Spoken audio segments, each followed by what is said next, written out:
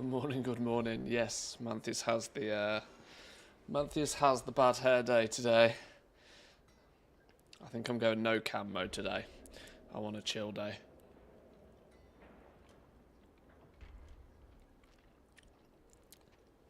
What is this big scary beast doing? Plunging his goat cock in my ear. What is going on? That is not allowed. Can you stop it, please? Who are you? Who are you? Some random ass Death Lord. Righty. Let's get things up and running, shall we? Yeah, I'm going no cam mode today, simply because I've got a few sort of like random ass stuff to do. Not really got anything particularly smart planned. I'm here in presence, but I think we're going no cam mode today. Hope everybody is well though. I'll tell you what I didn't do. I didn't let Discord know, did I? It's also a new month. I've just realised. Shit, it's October. When the hell did that happen? Since when's it October all of a sudden?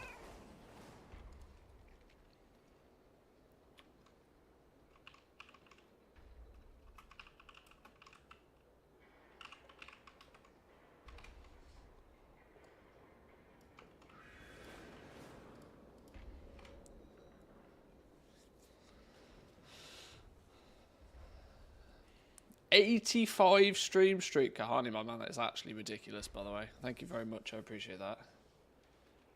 Hope you're doing well this morning. It's a consequence of September ending. Oh, my lord. It is indeed. Does that mean we've got a new trading post? We should, right? Should we go test the trading post before we do anything too serious? Let's go and have a look. One thing I do want to check today. Well, for starters, let's get some peeps in the guild if they want in. Secondly, did I? Oh, I did. I did my tier 8 delves for the week, so we'll get a 616 in our vault tomorrow. Oh, okay. I was wondering if I might have to do some of this today. Apparently, we might not. Let's turn the tunes down just a touch. Located far north in Finland, cold yet? No, I'm far south in Finland, so it's still a nice crisp. If I actually, still I haven't got the lights on in here, but it's a nice crisp day outside. Let's get some illumination in the house. Yes, doggo. Yes, the sun.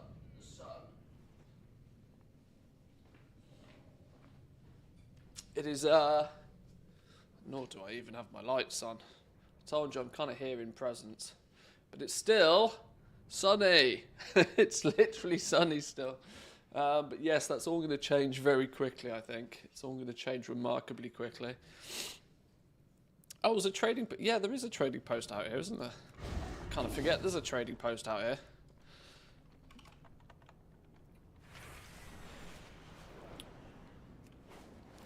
Zekvir counts for the weekly vault if you want quick vault contribution. Does it? I haven't killed him yet. I've still got my quest to kill him somewhere. One of these.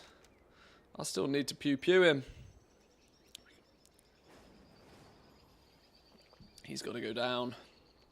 I've got some stuff to do today, though. Here's the trading post. Look. Here to take a look around? What have you got? Oh, of course, it's Halloween this month, isn't it? It's Halloween. That is quite a spooky set, isn't it, to be fair? The Ragged Harvest Golem set. 800 smackaroonies. Another hand mount. Oh, God. Oh, God. Flipping back into the moor. Apparently, an invisible jellyfish poached from Zereth Mortis. A few of these jellyfish were lost when poachers' ships sank. Is this literally just the exact... Wait, hang on. Is this just literally the jellyfish mount from Zereth Mortis? What if you already have the Zereth Mortis one? Confused. Is it different? We'll be seeing you soon. I'm quite sure I have the jellyfish mount.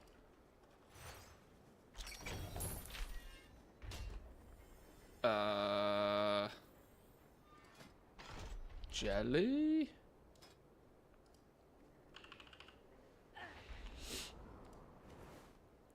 That's the island expedition one. What's the jellyfish mount from Zereth Mortis called? Oh my god, I can't believe I can't remember this, because you can sell the thing, can't you? I guess I need to stand back so my mounts actually work.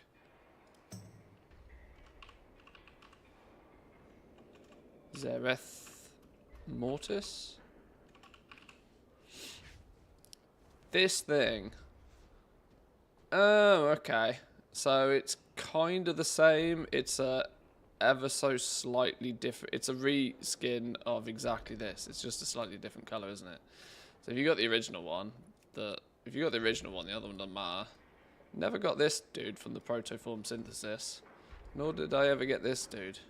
Should probably do those occasionally. Welcome to the trading post. In that case, I'm not bothered about this. It's just another flipping jellyfish.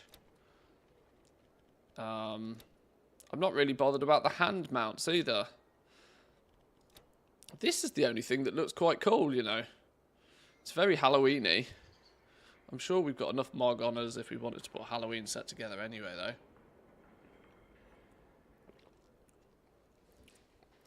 though. Okay. What? Oh. Parasol. Pet. Big old wacky stick. Couple of hammers. Another hammer. Just random ass stuff, isn't it? Classic faded tabard. Same maces again. You can get just the cape and the hood if you want.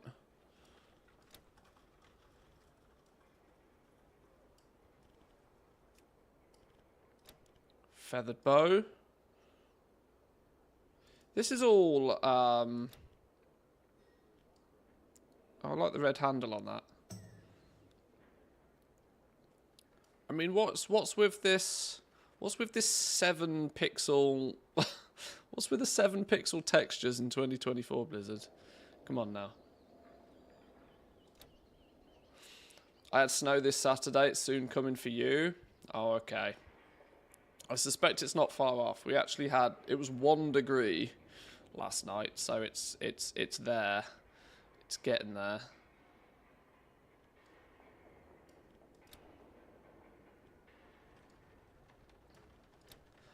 I'm going to be honest, you know, I don't think there's a huge amount I would want of this. What's come back that's returned? Cage Eye of the Watcher. Parasol. Granny's old hat. Fine white gloves. Yeah. Oh, the zebra's back this month, if you don't own the zebra. We've already got the zebra. Interesting, you know. Considering these are just reskins, I'm pretty sure I've got some of the hand mounts already. Hello Considering there. these are just reskins, I'm really not that bothered. Now don't you be going What's too what's the actual monthly reward thing? It's good fortune. No. seeing you. What's the reward from It's a fine doing day the for thing? trade. I'll be right here when you need me. Who do I speak to see what the monthly reward is? Hail to ye, adventurer. Always a pleasure.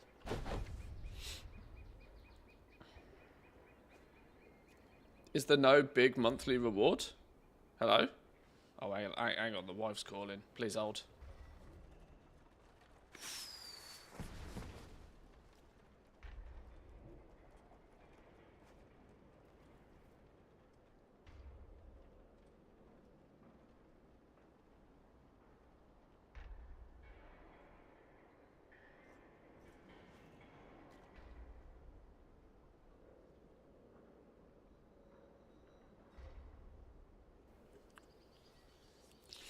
Alright. We're back, we're back. Going out for an anniversary dinner soon. Good luck with the stream today. Well, congratulations, Mr. Gonson. Have fun this evening. Don't think about WoW too much. The intern that made that for free is insulted. I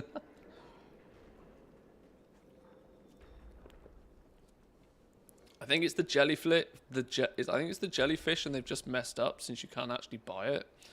Oh, is that what it is? For October, for Halloween, we get a free jellyfish. Okay, they clearly didn't have much planned for. They didn't have much planned for Halloween this year, clearly. All right, well, that will just kind of passively happen then as it happens, I guess. Been waiting for you. I mean, I'm not going to press the purchase just in case, but it feels weird all the same. Okay, well, we do a bunch of free stuff. We get a jellyfish. We can buy a hand if we want a hand. Maybe it's this transmog set that is the main thing that they're sort of pushing, I guess. Bye for now. Alright, fine. Well, we'll casually get some of that stuff ticked off as we do it anyway. I probably want to have a little bit of a look. We set up a bunch of concentration builds on a bunch of our toons.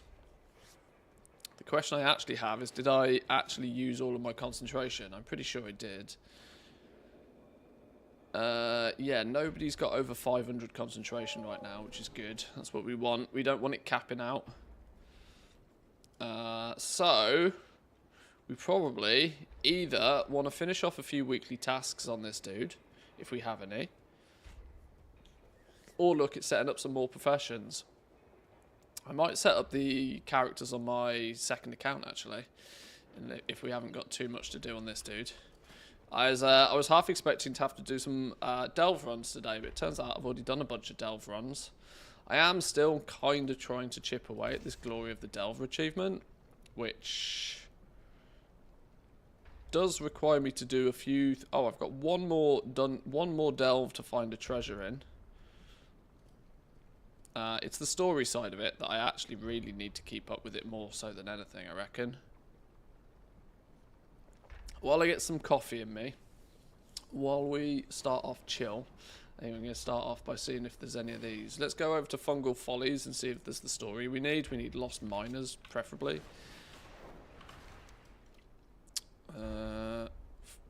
Where's Fungal Folly gone? There's Fungal Folly. Or should we just do the bountiful ones? We've got Earthcrawler Mines as bountiful. Actually, I have a map active. I need to do a tier 8 because I've got a map active. Maybe we should do the bountiful first, because that'll get us a 610 piece of gear, which for us is definitely an upgrade.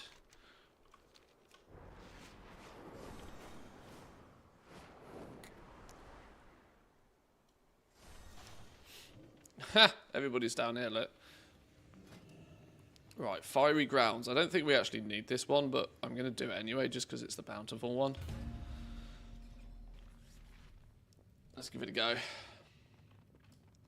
The flame burns for all of us.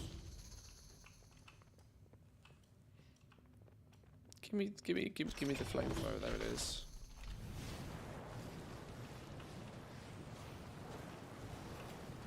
Burn, burn, burn. Get rid of the cobwebs.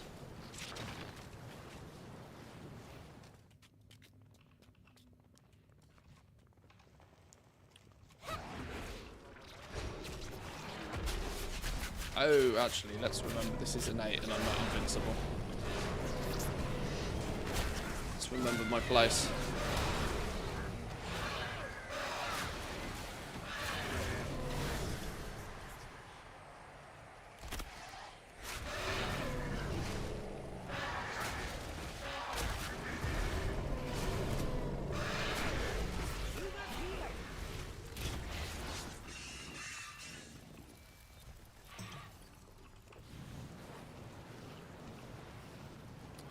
Yeah, so I managed to set up, I think, most of my main crafting characters with a secondary profession yesterday. I did a few with jewel crafting, I did a few with enchanting, Enchanting seems to be maybe a little bit more profitable short term. Yeah, it seems to rest very heavily on you going out and getting recipes. The recipes that are actually going to make you the most gold via concentration are ones that are certainly not taught to you via the trainers, or even taught to you via the spec trees, which kind of gives a bit of a disillusion to some. I think there's the option to buy some of these recipes, obviously, but that's going to increase the initial setup cost and increase the amount of time it's going to take to, you know, break even. Which I'm not against doing particularly, but I want these concentration builds to start paying for themselves as quickly as possible, really. Enchanting seems oversaturated. Everything is under rank 3 crafting cost. Well, that's the way the markets are going for everything, right? This is always the way it's going to go. This is why I and many other people push to get into those rank 3 markets as fast as humanly possible, because it doesn't take a genius to figure out that it's likely going to end up that way. There'll be a bit of a seesaw effect on prices, which will push the overall prices of everything down. But you know, given enough time, there'll be sufficient enough materials being injected into the market for Flame guide your way, friend. for most guaranteed rank 3 crafts to basically sit at or slightly below crafting cost, especially because of concentration. Now, concentration is going to allow things to be listed below you know, regular crafting cost quite frequently. So the rank 3 crafted markets was only a short-term adventure. It was an expensive one to get in, high risk, high reward, big payouts. I didn't quite time it right personally myself. I spent a little bit too much time leveling up my professions and not enough time crafting and setting in them. The EU's super competitive, so I made a bit of gold. I made some millions. But now it's time to react to where the market's going rather than where it's at right now. It's going in a direction where most rank 3 crafts will be basically break even on price if you're trying to guarantee them, and you'll capitalize on busy days. Guaranteed rank 3 markets will still have a field day during busy days, but the general day-to-day, it will be concentration crafts for the most part. And those that understand the professions really well will know when stuff is being listed by concentration crafters and will be confident in buying it up and then selling it on those high demand days. And also, this is going to be an expansion that's going to teach crafters that if you post at the cheapest price, you're not going to make any money. This is going to be the expansion for really understanding how overcutting works, because just practically undercutting everything will just shoot yourself in the foot.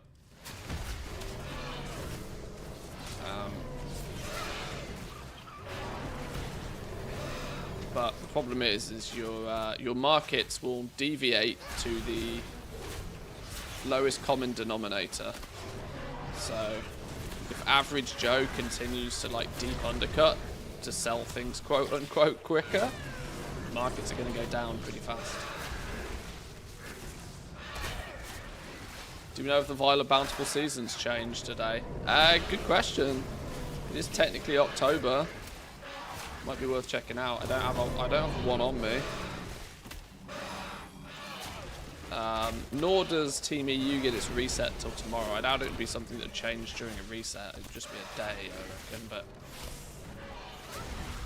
either way, good, well reminded. If anybody happens to have one and can use one and can test one, we'll find out for definite. I haven't got one on me.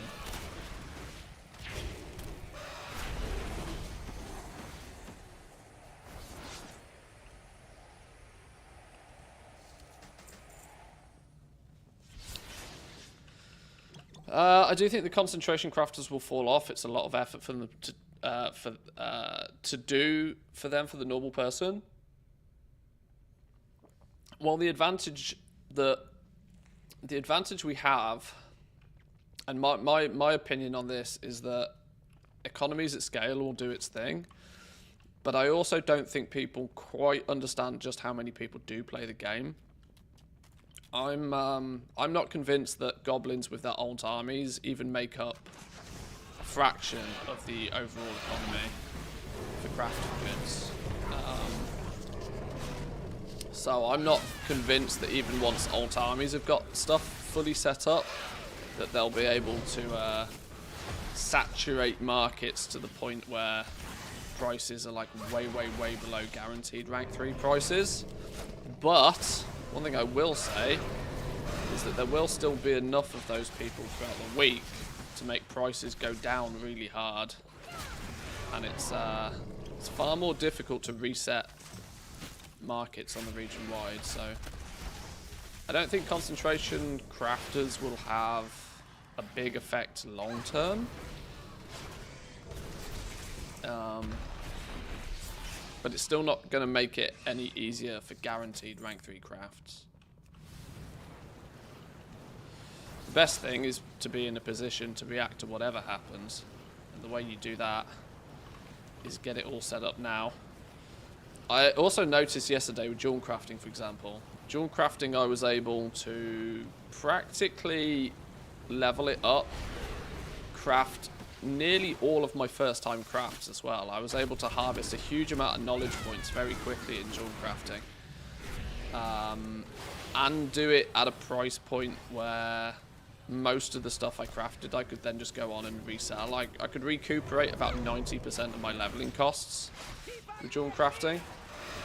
That's not a luxury you get all the time, which is kind of why I'm considering looking at a lot of the professions now and saying, right, can we get these leveled up? Can we get the first time crafts done? Can we basically cover the cost of setting them up now, whilst there's still lots of stuff selling, and you can basically sell everything for what you craft it for, recuperate most of the cost.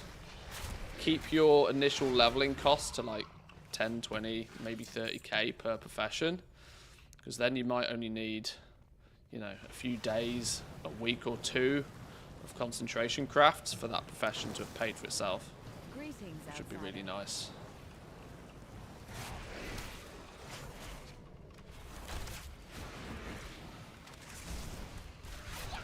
Find it funny a lot of Dragonflight stuff still sells? Yeah, it will. I think Derp was in here yesterday saying that he'd made a few million already this expansion just selling old glyphs, simply because he basically had the market to himself because nobody else had remembered to post them. And on the region wide, you forget that, you know, a shit load of stuff sells every day. Huge amounts of stuff sells every day.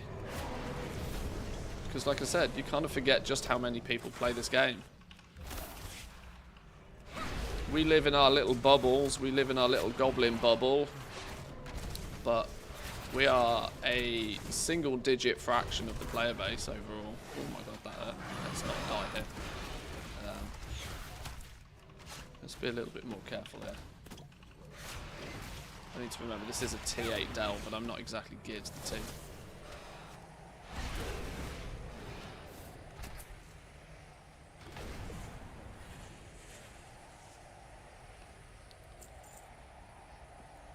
Running math right now, how long it would take to pay off the investment to get it to 100 through Authority of Stormcrafts.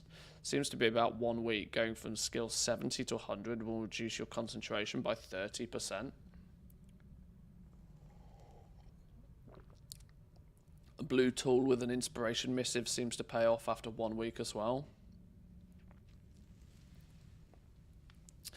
Yeah, the trick is going to be to know when to stop, because it's very easy to take any gold that you make from these concentration crafts.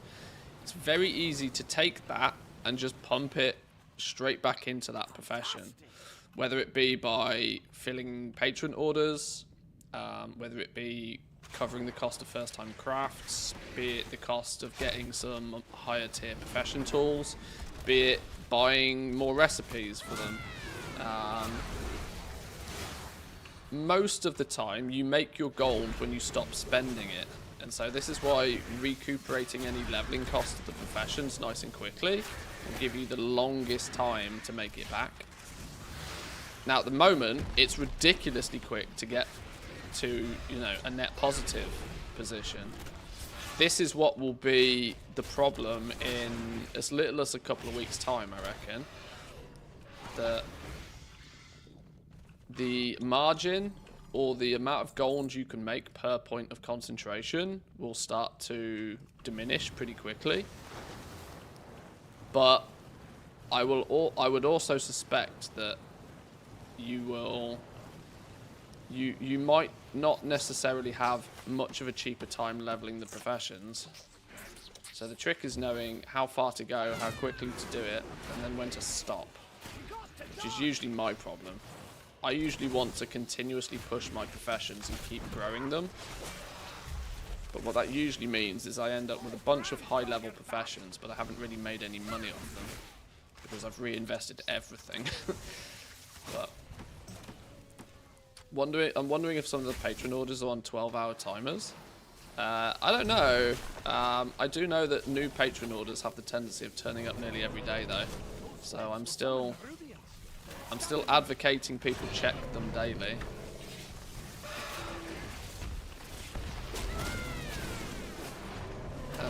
Do pet things, please, or do brand things. One of the two. Holy shit! Let's get you dead. Let's focus on one of these at a time. I need to go get my cough here.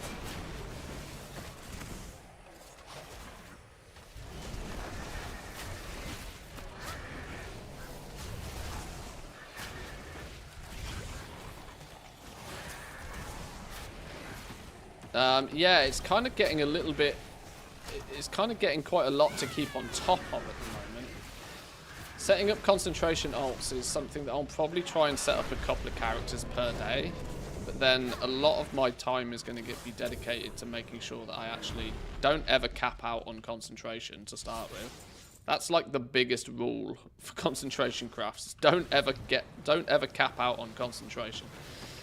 Especially if you insist on using ingenuity in your builds. If you're using ingenuity in your builds and you ever cap out on concentration, you're just throwing that advantage in the bin.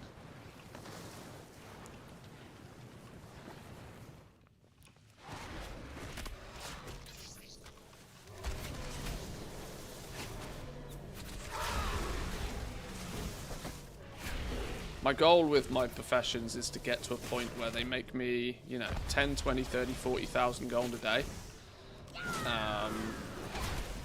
But quickly, you know. Allow me to make that in an hour or two. Probably less than that, preferably. I've got enough characters that let's say I make 2,000 gold per profession per day, which is very conservative, at least right now. That's 4,000 gold per character. 20 characters is 80,000 gold. If you can do that in less than an hour, it's worth doing. But as soon as it takes you more than an hour, you're still technically better off farming at this point, without the need for the ults, without the need for the setup. I'm still not 100% convinced that this is going to be a moneymaker long term, but we'll see.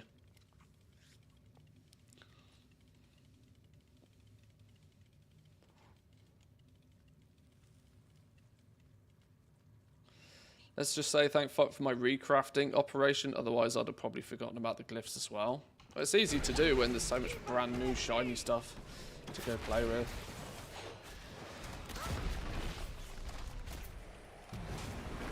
Speaking of concentration, many of the dragonflight things can now be made with only with concentration or illustrious essences. Yeah, because they never went back and rebalanced anything. So anything that couldn't be guaranteed before basically has to have concentration thrown at it now. I don't know if there's much out there that really makes a big deal on, because, you know, most commodities anyway are in the bin. Nobody cares about the commodities from Dragonflight. But I'm sure there's some things of value still.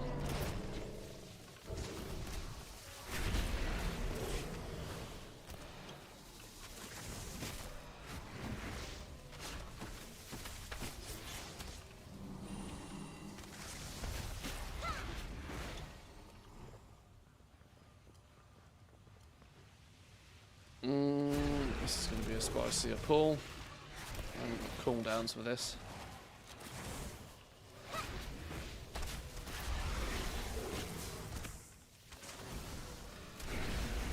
Keep the pet alive. Keep me alive.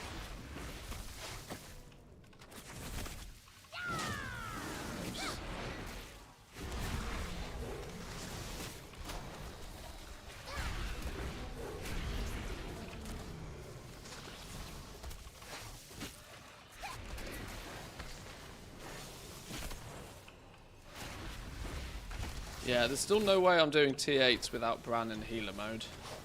I think we're going to need a couple of weeks more gear before we get the luxury of putting Bran in DPS mode. That, or we need Bran to get some serious levels under his belt.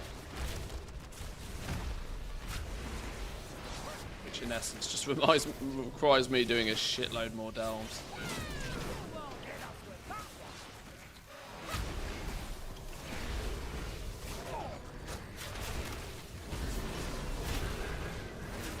I've enjoyed delves so far this early season though.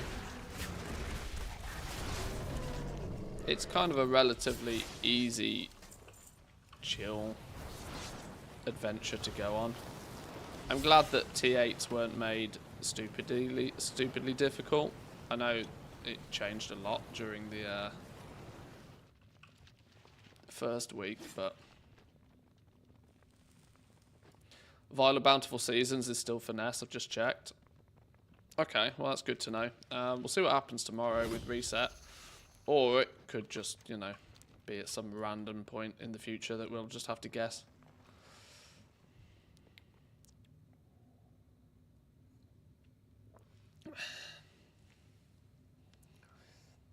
You can get to 900 to 1,000 artisans acuity from enchanting straight to do anything you want. Oh, what? Because of the catch-up?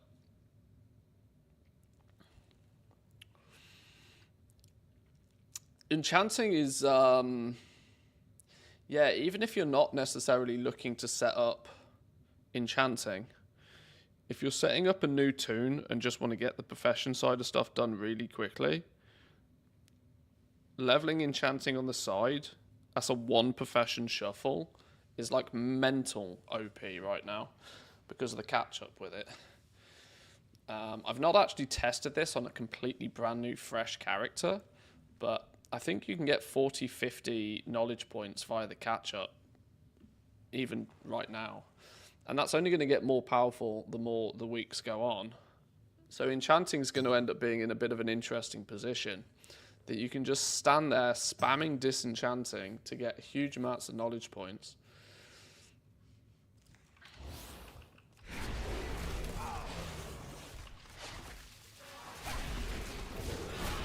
And it's the only profession that has that mechanic, which is going to make it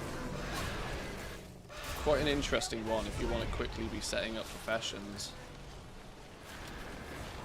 But like, from an artisan security perspective, it's not something you do particularly on an alt army, but on a character that you actually want to play. If you don't want to be doing a deep shuffle, you can absolutely get 500 to 1,000 artisan security like super quickly for the cost of like 50 to 100 disenchants, which if you're able to make some, I don't know, tailoring braces or whatever the cheap thing is.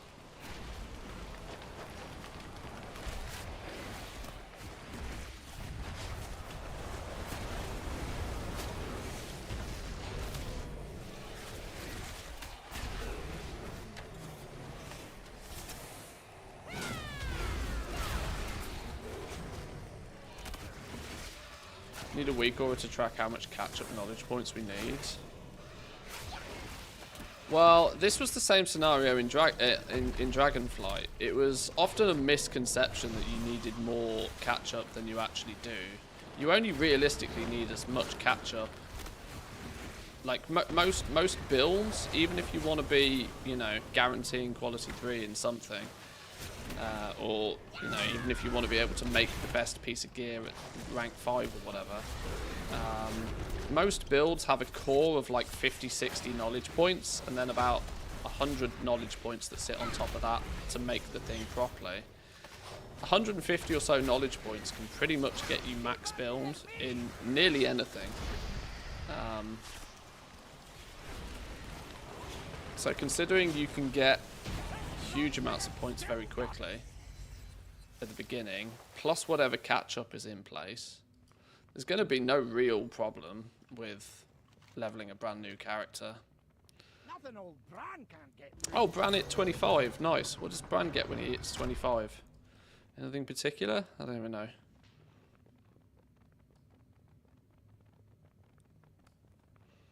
Right. Bountiful heavy trunk. What are in you? Oh, another Delver's bounty. Go on. Yeah, boy. We'll get a 610 out of one of this one, look. Hidden... Where's my... Wait, hang on. There's the hidden trove. What's this? What's in this? What's the 610 piece of gear going to be? Shoulders.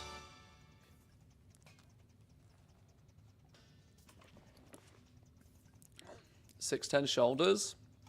Now that currently clashes with our tier set, but we can always catalyst them in a couple of days or whenever we get a new catalyst charge. Resourcefulness proc on the map, indeed. Take it.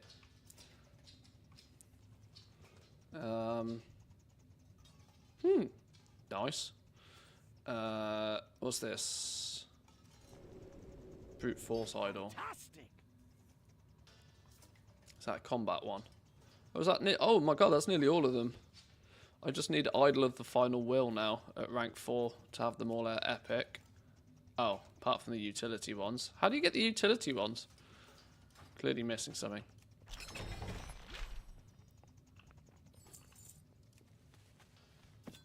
Nice find. The bountiful one. What do we get? We got Streamlined Relic. Nice find. Okay, now we're starting to get the utility ones.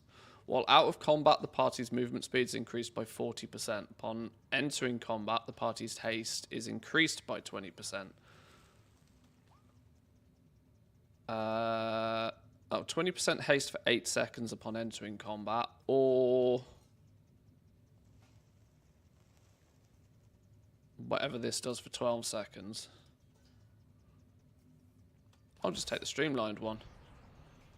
And we got 603 pair of legs, which once again, haha, this is happening a lot. These are an upgrade to our Raid Finder set piece. Yet not something I'm really comfortable equipping right now because I don't want to lose my set piece for the sake of a little bit of item level. Okay, decisions to be made. I've also got 603 helm here. What's that doing? Oh yeah, that clashes as well.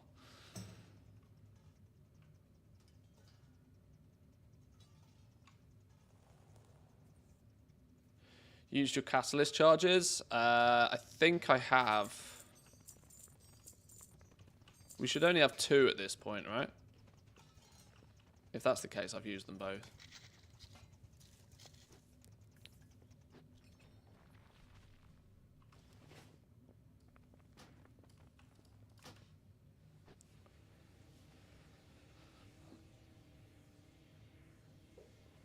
Your voice is a bit low compared to the screaming elephants.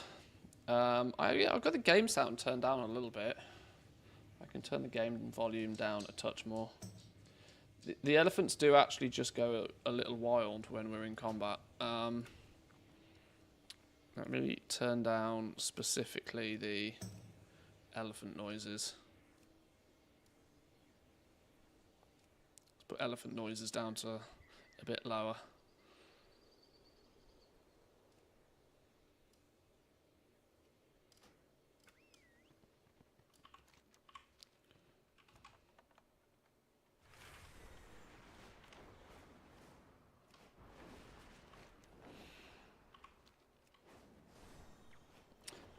I love Blizzard's change to not use rank 3 materials, but for blacksmithing alloys at rank 1 are not far from rank 3 cost. Ooh, I have 3 times 2 knowledge points locked behind 6 rank 1 sanctified alloys each.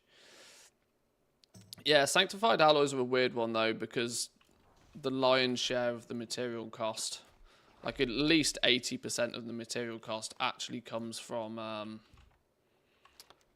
a tinderbox and a nullstone, which is always going to be included whether you're crafting rank 1, 2 or 3.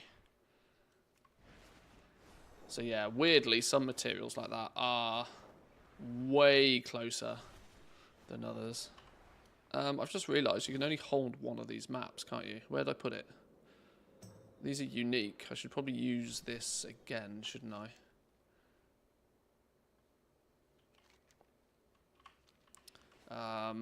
And theoretically, I should probably actually save my keys for next week as well, shouldn't I? My bountiful delves at this point. Is that logical? Probably. Let's do some crafting. Let's do some professions. I want to tinker with professions a bit. I think I've done all my weekly stuff. I think I actually need to set up some new tunes with some new professions.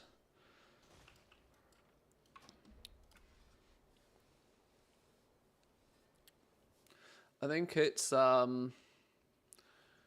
think we've got 2 professions on all of these now. These lot need some levels. My tailor and my scribe. Yeah, maybe another day. Nerf frogs.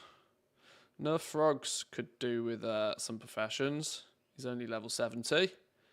Should we give Nerf frogs some professions?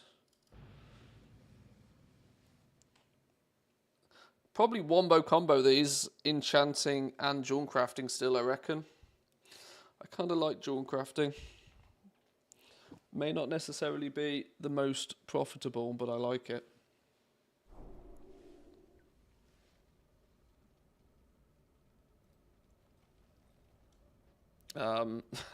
This dude has clearly never stepped out of Remix. Yeah, literally never stepped out of Remix. We might have to go get them over to the new zone. We might need to set up keybinds and all sorts of crazy stuff on these dudes. I hadn't considered that.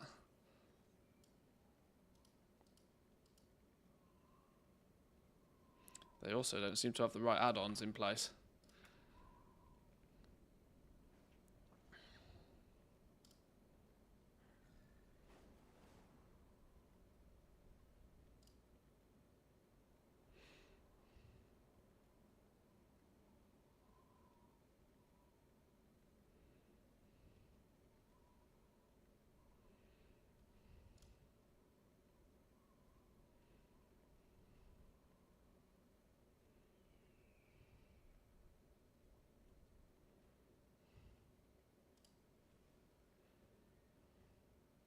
Should probably do it.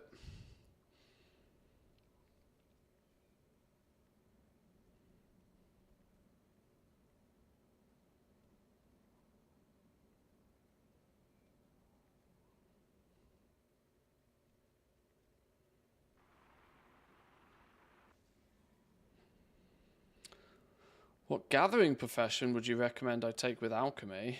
It will be just for the artisan's acuity. Well, if you're using your second profession slot for gathering, you probably just want to cycle through all of them each week. If you're just going for artisan's acuity, you want to pick up herbalism, do the herbalism stuff, drop it, pick up mining, do the artisan's acuity stuff, drop it. You want to just cycle through them. That's the way I'd do it. Wouldn't necessarily stick with one if you're just doing it for artisan's acuity, at least.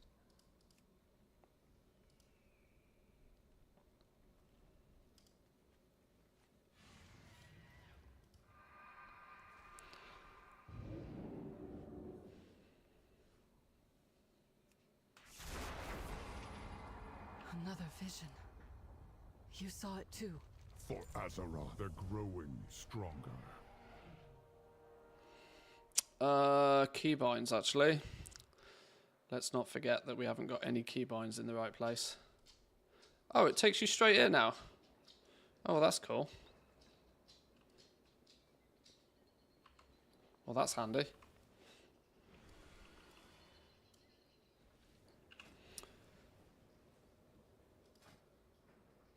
Let's set up some buttons all the same. Explosive shot is on 4.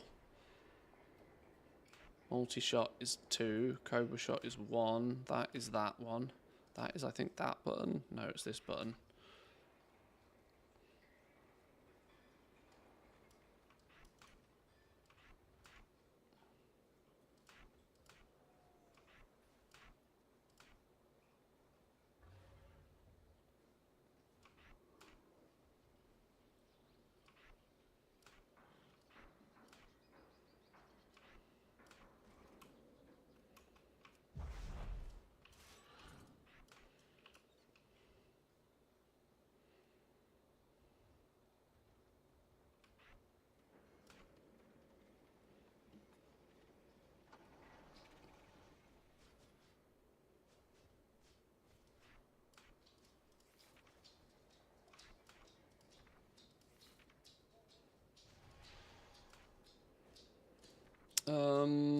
Definitely missing buttons. Don't know what buttons I'm missing. Oh, probably because I haven't got the right spec. Well, that it doesn't matter. We're not going out in the open world all that much. What we do need though is pet mend on Q.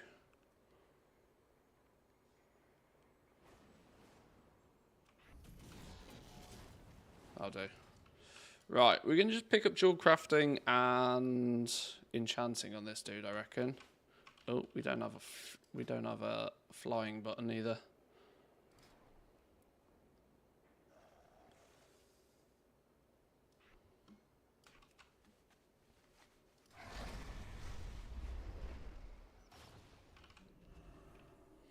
We're gonna need a bit of gold. Calibrated my prices to be Steal a bit of gold.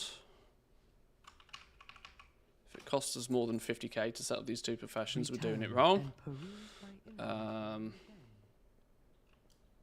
We don't need that. Right, we're good. Start with jewel crafting.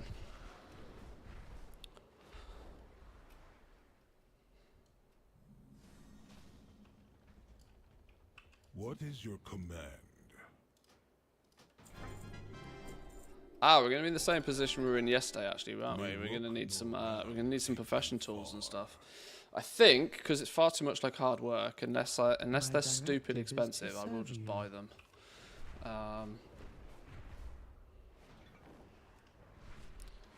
Let's pick up enchanting as well. Do you have a query?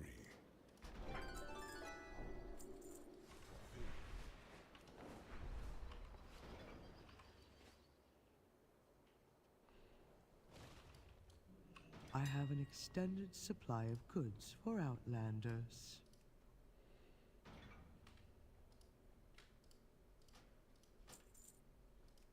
Gem cutter's apron.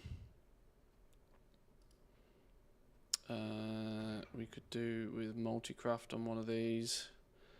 Can we find one with multi-craft?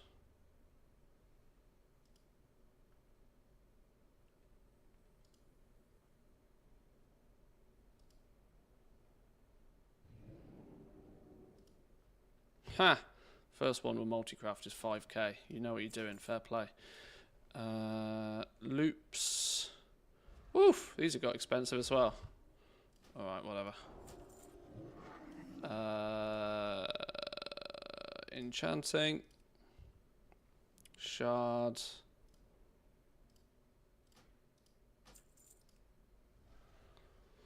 Bismuth rod. Resourcefulness is the only play here.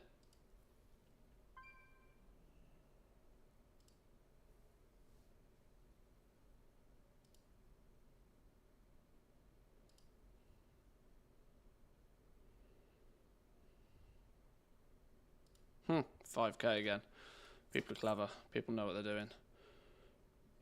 And a hat. Why are the item levels on the hats all wrong? Feels weird. Okay. My thanks for your patronage. So we're 15k down. Can you multi-craft gems? You absolutely can, yeah.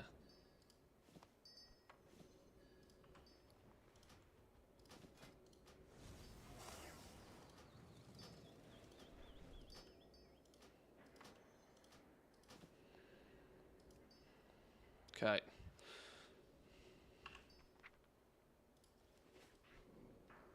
Jewel crafting down here, enchanting down here. Disenchanting goes on this button.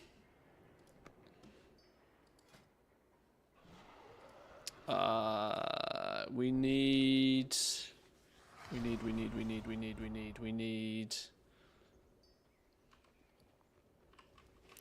pick up some treasures, don't we? Let's do some treasures. Let's go good old buddy old pal Zygot. Let's get some treasures.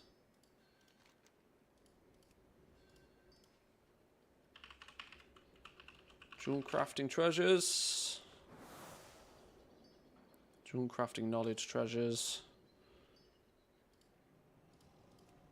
We also need enchanting treasures. I mean, I pretty much know where all of these are anyway, but it's just handy to be pointed in the right direction.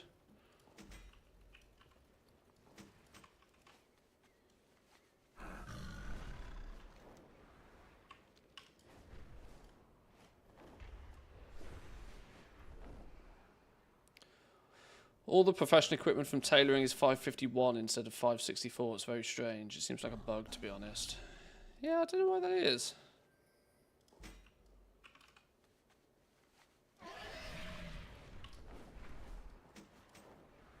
Oh, actually, we're... Oh, let's go get our goodie bag. That's one thing we're going to need whilst we're still here. I was just thinking that we need the... need to pick up the renown... Speak and be stuff heard. as well. Talk to you. Talk to My you. thanks for your patronage. Talk to you. I don't know which one of these is more money these days. I genuinely don't know which one of these is more money.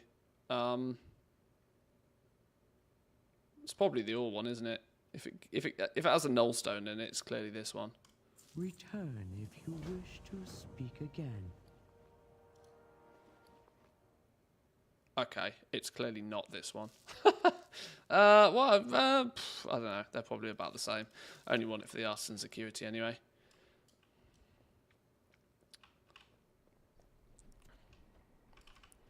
That will mean as we're here, we can pick up the knowledge book.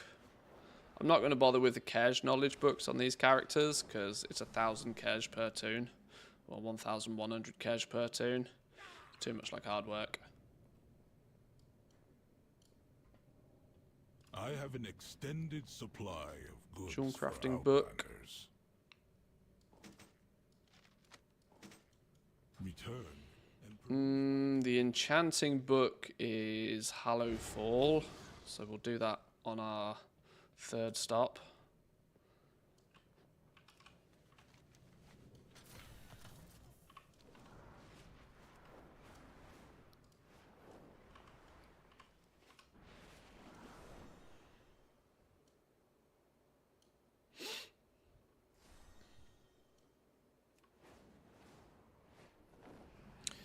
You can transfer cash, you get cash out the wazoo if you do any late game content, which I guess I don't. Yeah, I don't. So, yeah, I've been in the Spider City about twice in my life.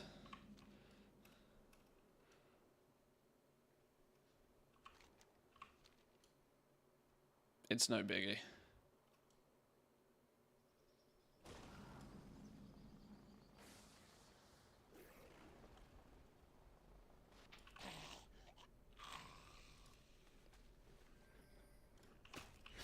Oh, stupid bird pulled. Haha, it doesn't matter if my bird pulls. We're level 70. It means we're OP as all hell. Crazy level OP at level 70. Because that's not broken at all. What's the add-on that shows the reagents needed for patron orders? I guess you're talking about no mats, no make.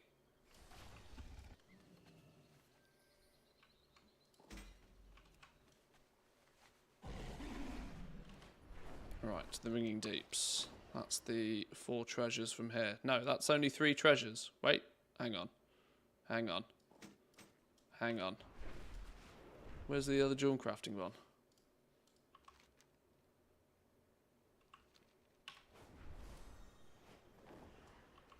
Wait, hang on.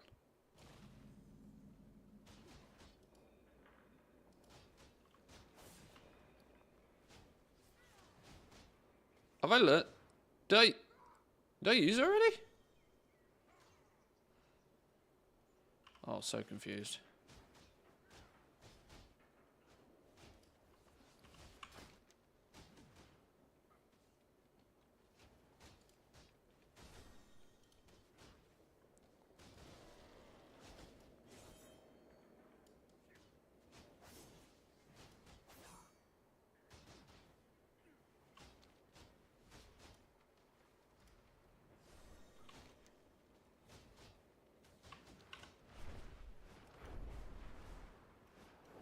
I wonder if I clicked it and then clicked off it again. The coreway must be protected. Oh, there is something in the mailbox though. Maybe I did a whoopsie on it. Haha, yeah, I did. There it is, look. No, I wasn't going mad.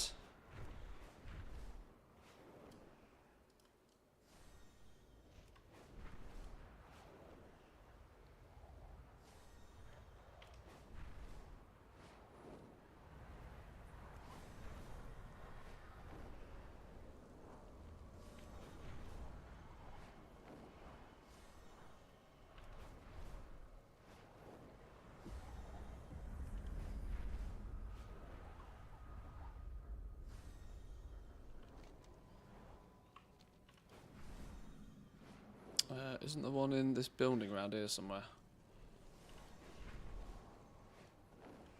I already know I'm going here. It's almost like I've done this a few times. We need you to mount a defense. Soot coated is enchanting.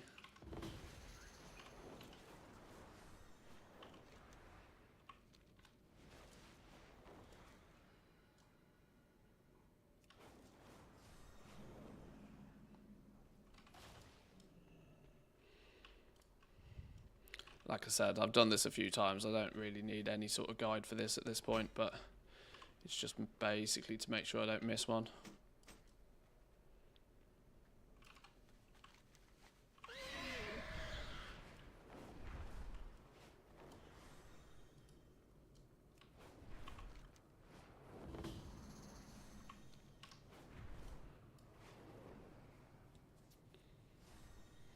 Have you always been into goal making, or have you done any other content in past expansions? I've pretty much exclusively been, well, let me put it this way. I kind of like, my main focus is always goal making. But I tinker with other things in the game as and when it attracts me. I've never really been big into raiding, and this is mostly down to the fact that even though I get a lot of time to play the game, I tend to also play the game at a, you know, non-suitable timings. Let me put it this way: I've never found it easy to commit to a time schedule for raiding, which has kept me out of it. Because the pug mail is the pug life is absolutely cancer. So I've not messing about with that. And the reality is chasing gear every single patch has kind of got, you know, once you've done it a few times, the effect wears off. Unless, especially since it's got way more treadmill-like in the last few expansions, with nearly hard resets every tier. Yeah, I lost the love for chasing gear. I do it once an expansion, usually, just to sort of, well, I'll try and keep up with it a little bit on main characters maybe, but have I not even got auto loot switched on? Not even got auto loot switched on. Mythic Plus, doesn't do it for me.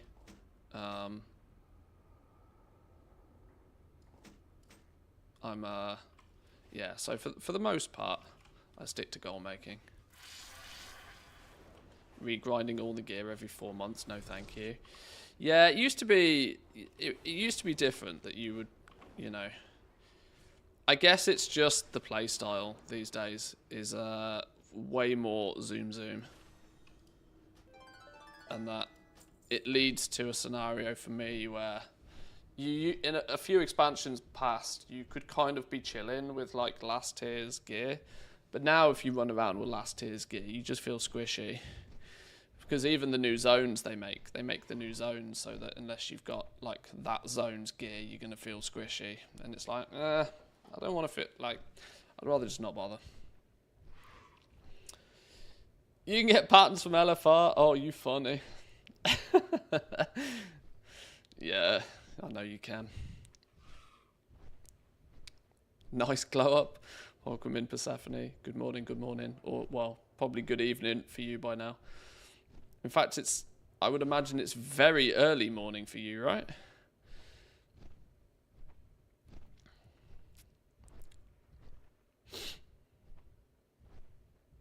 I have it the other way around. It's not the gear that makes me do the raid or the Mythic Plus every season. It's the wanting to beat the content. Gear is just a consequence of beating it, not the reason. Yeah, I see it. I mean, I get it. I get it. A lot of people enjoy that aspect. It's just not necessarily for me.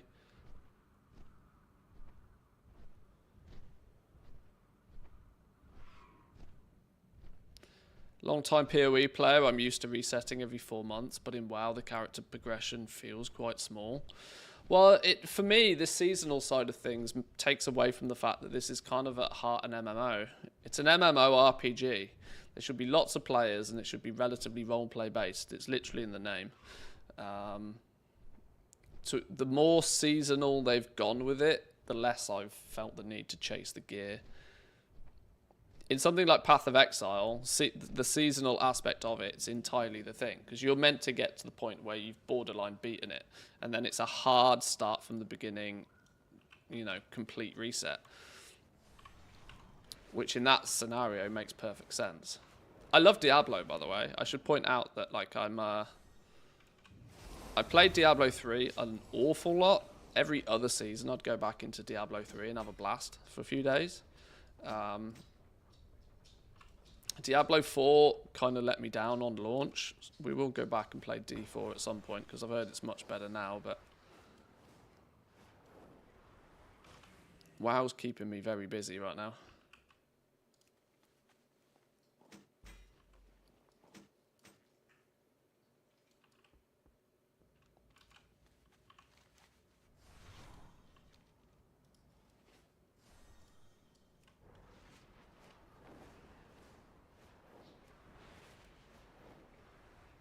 Seasons in WoW is like they've just done it for the sake of it. Well, it's clearly to promote replayability, but it's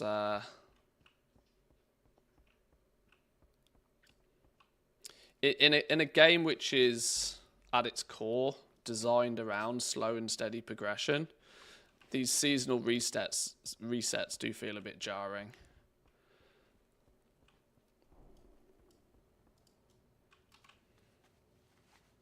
The new dungeons are obviously fun to explore. The new raids are fun to explore. So that concept of just like beating the content, I also get. This is not me downplaying any of it at all. It's just, it's not necessarily for me. Oh, hang on. Before we run off from here, I'm glad I didn't go too far. We need to get the knowledge point book, don't we, for enchanting.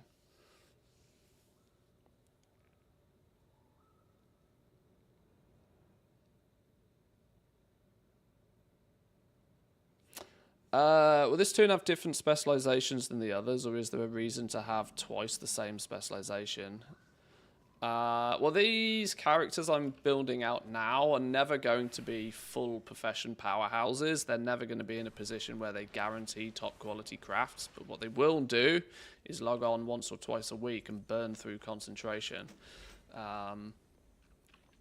On crafting something. There's a few different ways you could approach this. I'm kind of going a little bit of a jack of all trades approach. where my main goal with these characters is more about unlocking the recipes via the spectries mostly, rather than hyper focusing on just one to minimize concentration on one sort of thing. New reserves are readying to enter the Even front these lines. concentration builds, Sparring there's with you quite a would few teach different them sort of much. directions you could take them. The This for me is one of the really nice things about the professions now. And I was thinking about this last night actually. Dragonflight was Emperor rewards the it's faithful. kind of odd how Dragonflight was 100% all about picking a specialization and being the best you possibly can at that one thing. Yet there was the obvious issue with that everybody chose very similar things, and if you were competing against somebody else, there was no differential between the two of you, so it kind of made specializing feel weird. It's like, well, I'm not specialized, am I really? Yet for the War Within, even though it's the same specialization system, the going deep into Quality 3 markets was only ever like an early Season 1 thing. And even a month into the expansion, I would mostly recommend people not do it. You're much better off spreading wide, collecting as many of the recipes as you can, and using your concentration to either fill orders or to craft a small amount of high-value items a couple of times a week. So it's odd how the system is, like, at face value very similar, but there's huge different ways that you could play with it. In Dragonflight, there was basically no reason to ever have more than the same profession once. If you had two max build jewel crafters, you could do exactly the same things on either one of them, and you didn't really see much value out of that. You got a small drip feed of artisan's metal, which kind of acts in a similar way to concentration. But the problem with that was that you could pool your artisan's metal. Whereas with concentration, you spend it or you lose it. So it requires significantly more steady and consistent play. Whereas it was super difficult to like carve out a niche for yourself in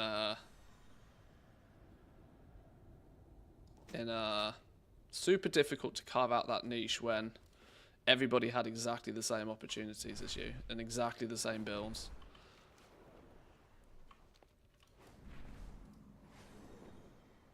I'm not entirely sure at this point which system I prefer, but I enjoyed Dragonflight and I'm liking the War Within so far.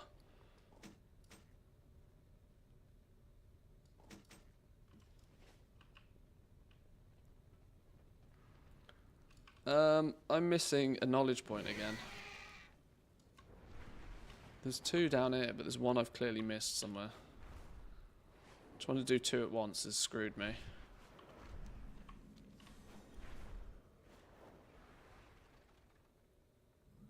Even though I roughly know where they all are.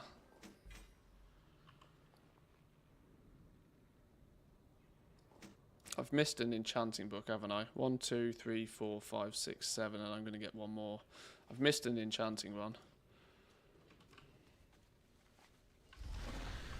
Or have I? Wait. Yeah, I have.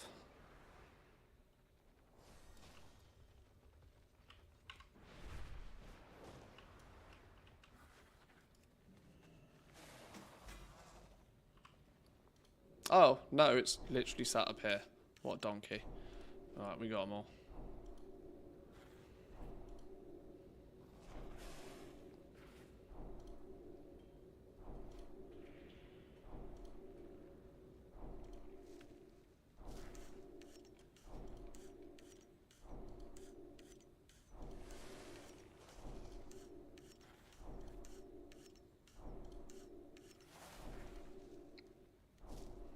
Boom. Right, now to actually level the professions. Now that we got some knowledge points, time to level them up. Time to get some first-time crafts.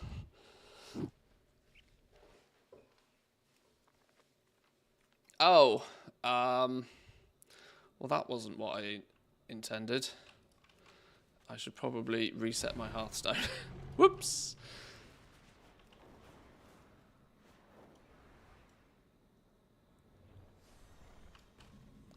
Is the Dornoga one downstairs? It probably is, isn't it?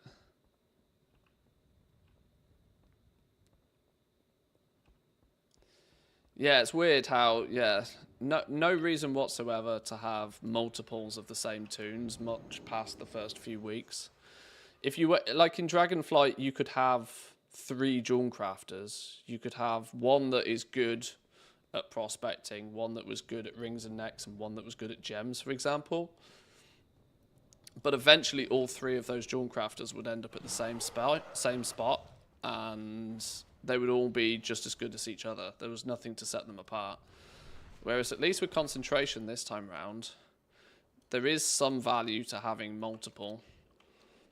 Some more value to having multiple.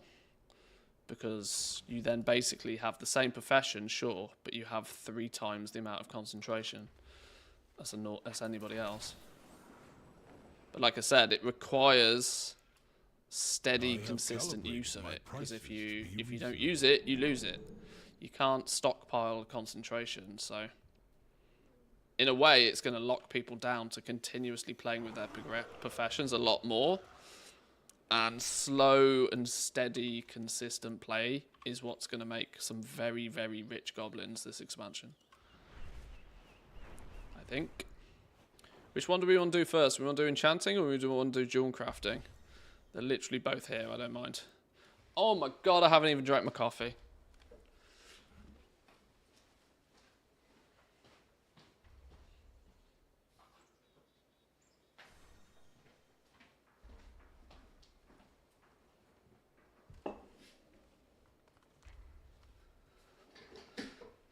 As a jewel crafter spec'd into rings and necklaces, what should I use my concentration on? Well, you'll still be able to, well, arguably you're going to be using it on orders for other people, right? You're going to be selling that concentration to others. You're going to be able to charge a premium to craft rank 5 using concentration. That's the theory there. And that's true for any of the professions that are more about crafting gear for others, that you're mostly going to be looking at using that concentration as a way to upsell and squeeze more profit out of orders.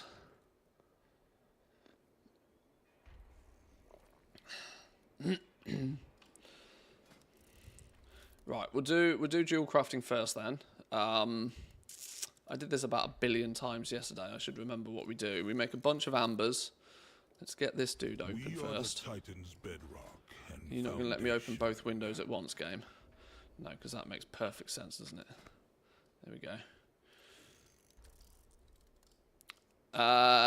The numbers here are going to be a little bit scuffed because, of course, I've got all the materials just already sat in my bank. So I know I gave this character 50k, but yeah.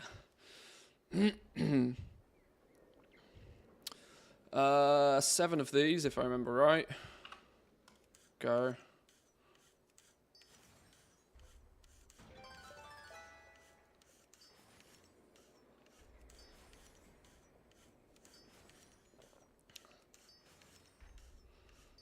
Seven of these gets us to skill 15. We craft a band. We craft a 2 pendants.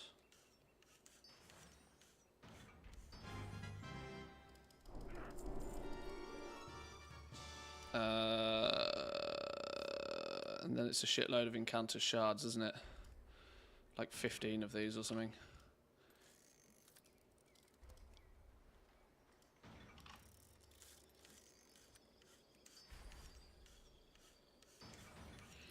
In a minute, we can just disenchant all of these. So although they cost us a little bit to craft, they don't totally go to waste.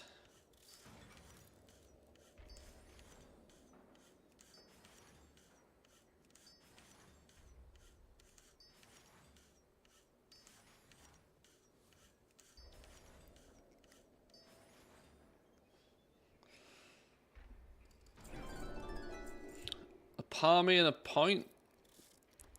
$20. Can't complain. It's good seeing value in the real world every now and then. What's a palmy? This is some Team Australia thing, clearly.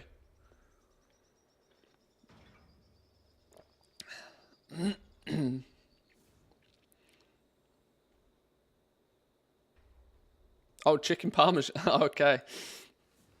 Oh, well, that's cool. Tasty, tasty.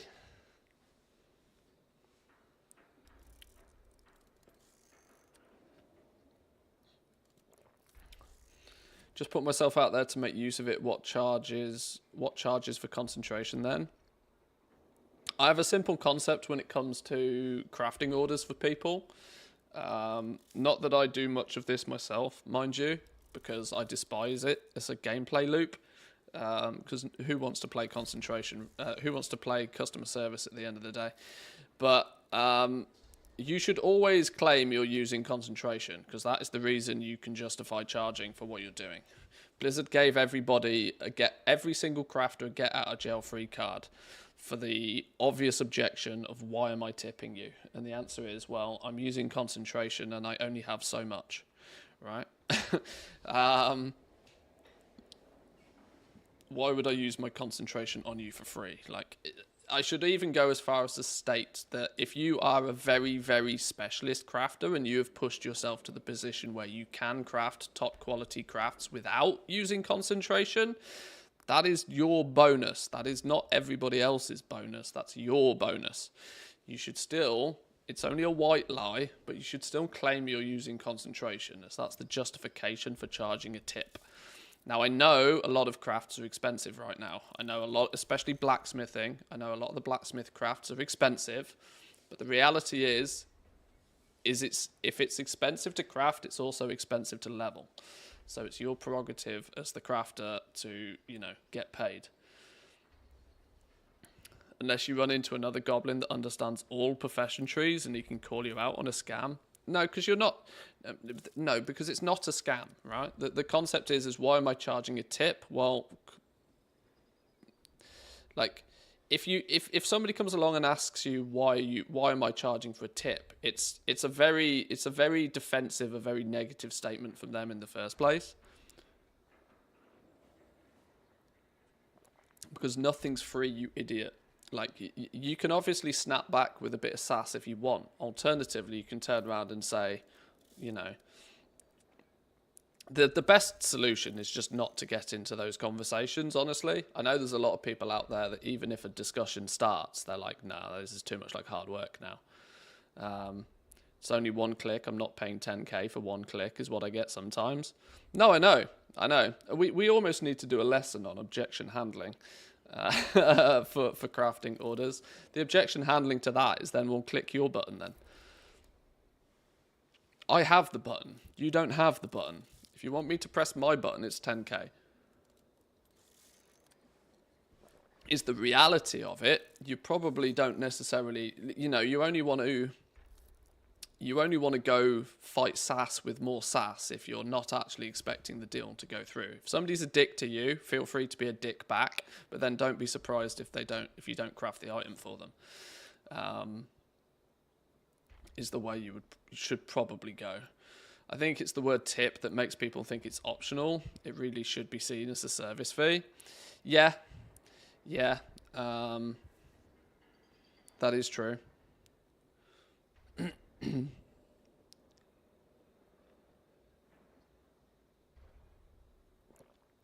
Kind of the same reason for paying tradesmen IRL. They took the time to learn that skill, etc. Oh yeah, I know. It's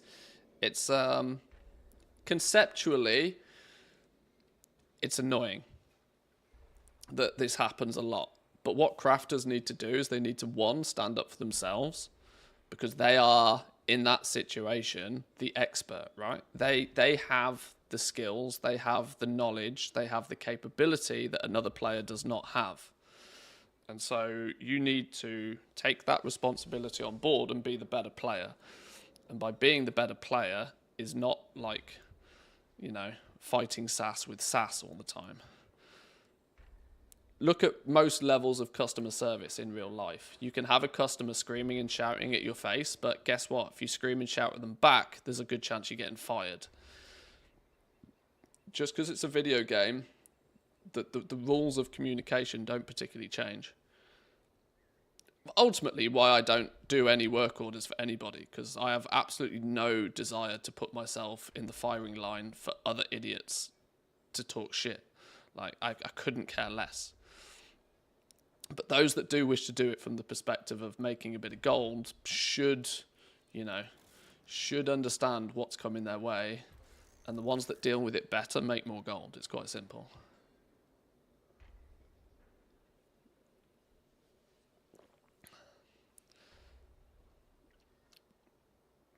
Anyway, distractions aside, let's finish leveling this a little bit. So we leveled it to 50 or so. I don't think I actually need to get much higher than 50 with jewel crafting. We go gem cutting. We've got 38 knowledge points. That's a remarkably low amount of knowledge points, actually. We need to pick up our weekly stuff for jewel crafting. Be ready. Have we got our weekly quest, actually? Probably not.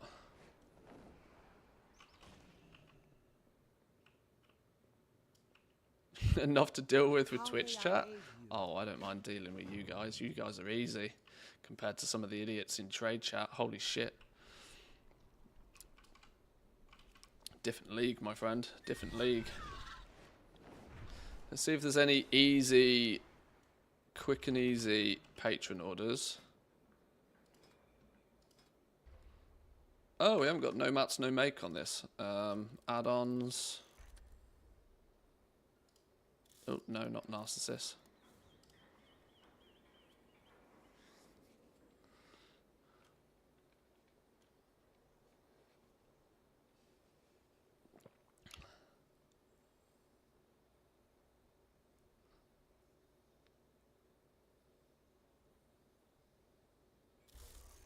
Is the knowledge point per week for herbalism and mining actually bad? Just the one quest and the 6 drops from nodes. Yeah, you don't get a lot via herbalism and mining by default. It's not a lot per week, no.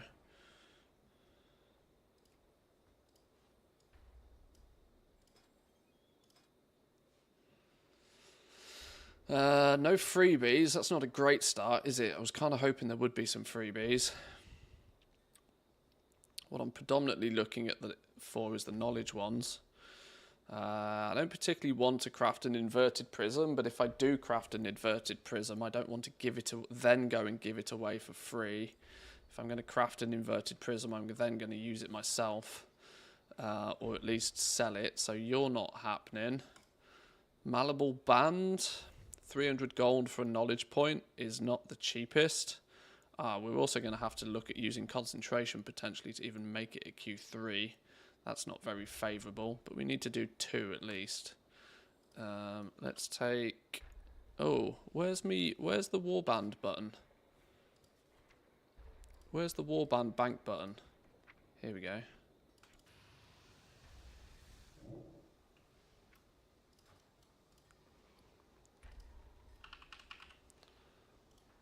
Let's borrow my stash of mats.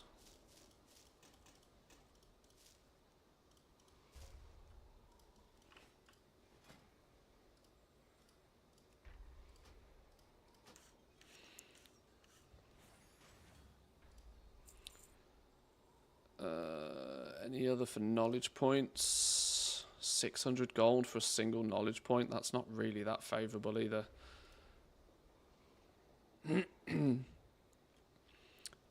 1,600 gold for a knowledge point. You got to be mad. Not very many options here. Not very many options here for the orders. Can we do this one? Not for the knowledge points, but just for the weekly quest. We'll get 2 knowledge points from that anyway.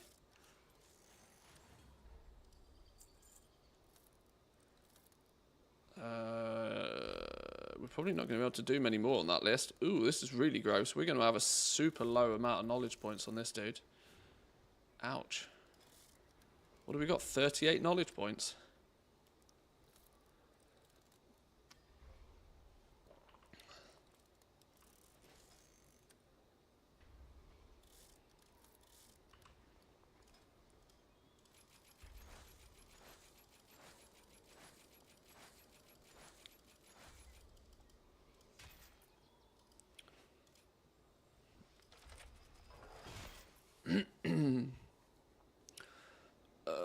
How many of these did we unlock? Final subspec, we unlocked 3.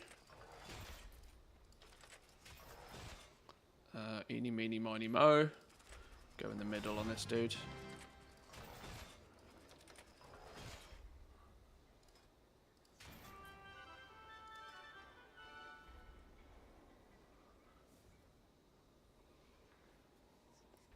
No profession shuffle for acuity books. Not on these characters, no. No, these are bare minimum builds. These will go into disenchanting on our enchanter in a second. We probably need to harvest some first-time crafts. Anything that's sort of cheap, but we can... Okay, well apparently a decorative lens is profit either way, so... This is the advantage of doing this now, especially when it multi-crafts. There we go. That will cover the cost of a few of these crafts either way. There's literally no way to get this to a point where it's not gross.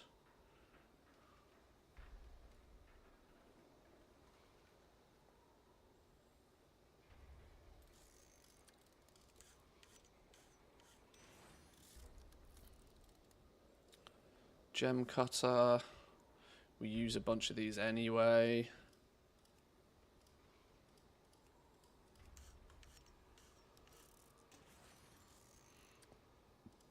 A marble stone craft. Can we get it at Q2? Not quite. But I have more Q2 ore anyway. Most of this we'll just go and sell straight out. So even though we're technically losing a bit of gold on each one of these, a couple of multi-crafts here and there will make up for the fact. Plus we can sell most of it for basically what we paid for it. But of course we're getting a knowledge point from everyone.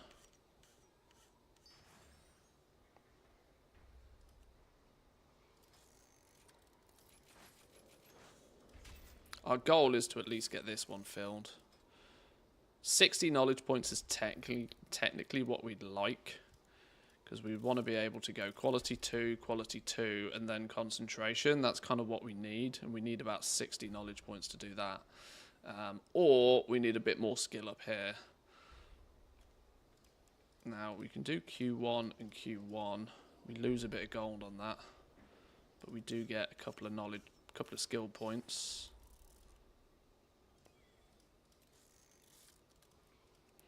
Push that into quality 2 means we basically make it, whatever we pay on it, we pretty much get it back.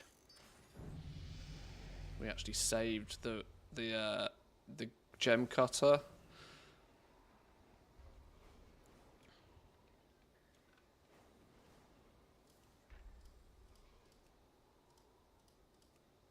Still a little bit behind. Do it so we can only make these at Q1, so let's use the cheaper mats. Damage limitation. Whoa, quick onyx gave us artisans. Oh yeah, of course, because it came from the spectres. Masterful onyx. We can do this at Q2. Break even on price. Masterful ruby. Can't quite hit the threshold, so we'll use the cheaper stuff. Create one. Deadly ruby, we should be able to get it at Q2. We'll use a cheaper gem cutter. Break even. I think technically, unless we get a resourcefulness or a multi-craft, we lose a little bit, but you know, craft a bunch of stuff, it'll make up for itself.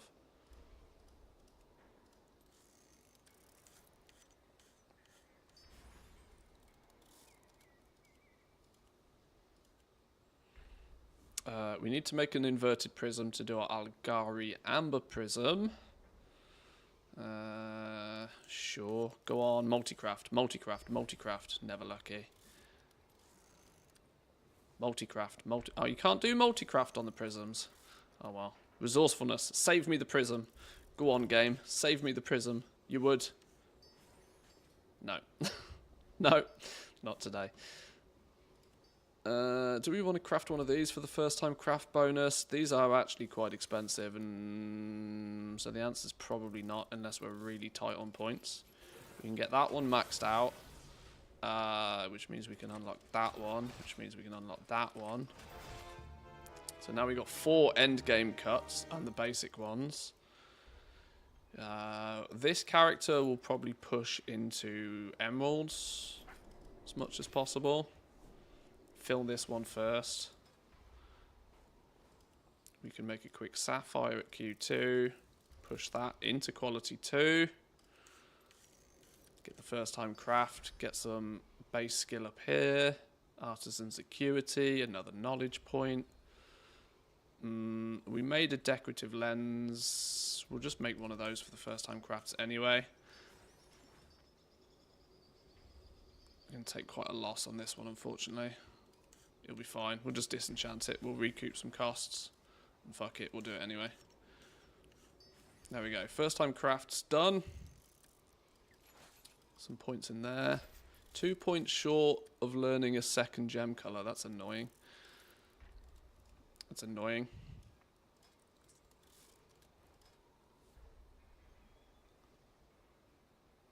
There's 2 points available to us there.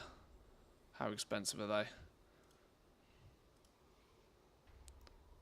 Oh, you provide... Oh, it's actually the flipping... It's actually the stupid marble stone that's the expensive bit in this.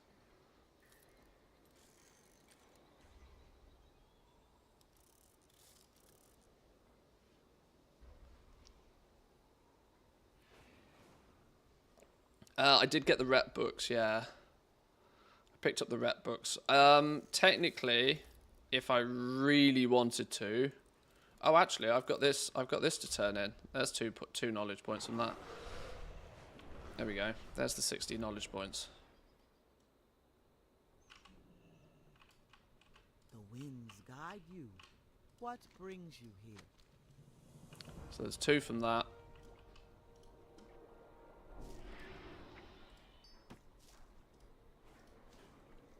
There's 1 from that.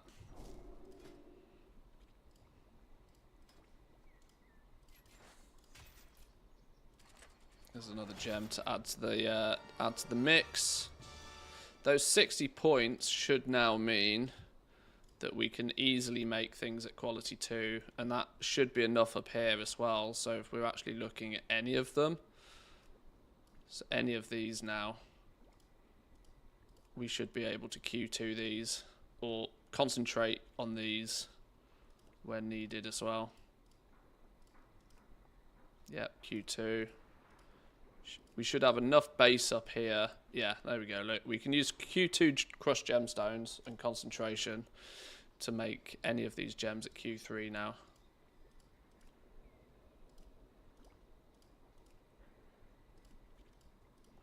So basically what this does is it gives us a short list of things that we can come along and just craft 1 or 2 of every day, depending on which one's sort of, you know, better price at the time. I'm probably going to push 30 points into each one of these first before unlocking more of these. Mostly 20 points to get the 3rd gem here. But actually, then 30 points gives you those bonus finishing reagents, those little gem shards, which are kind of quite useful. The goal long term is to get enough cheap and easy borderline free knowledge points to fill out all 4 of these. At that point, I'll probably stop caring about knowledge points, honestly, for jewel crafting. But then that's it. So 50 plus, what was it, 30, 60, 120, 170 knowledge points. These 5 inner ones, once you've got those full, you're pretty much set to make any of the quality 3 gems whenever you want, including the blasphemites as well. Assuming you get the blasphemite recipes, I'm probably not going to, but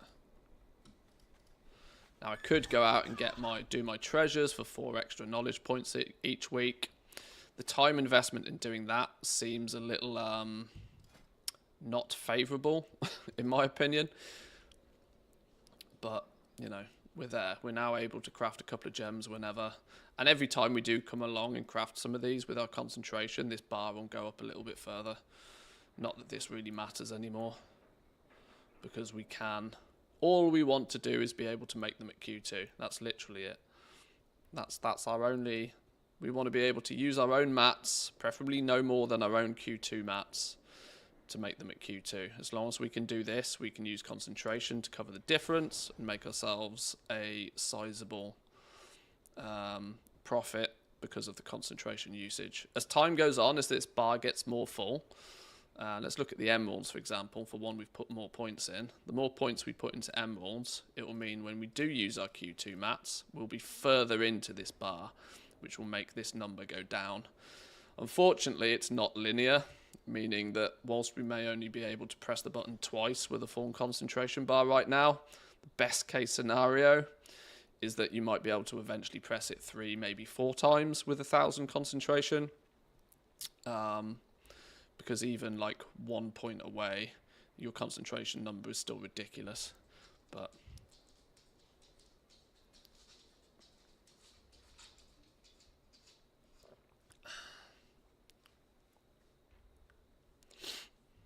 But that in essence is dual crafting up and running now.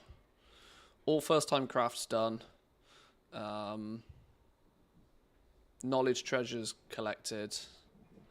We could go out and farm the treasures and do the book each week, but that's an extra expense that I'm just probably not going to bother with.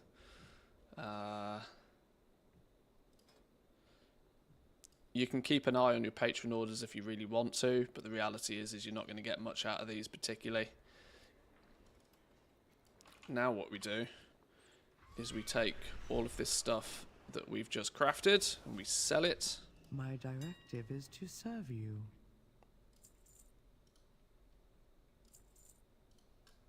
To recuperate as much of the price we spent crafting as possible.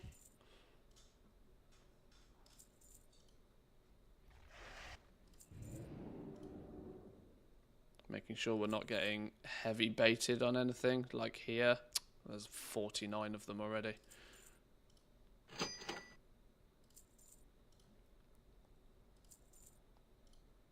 Oh, that's a prism. Oops.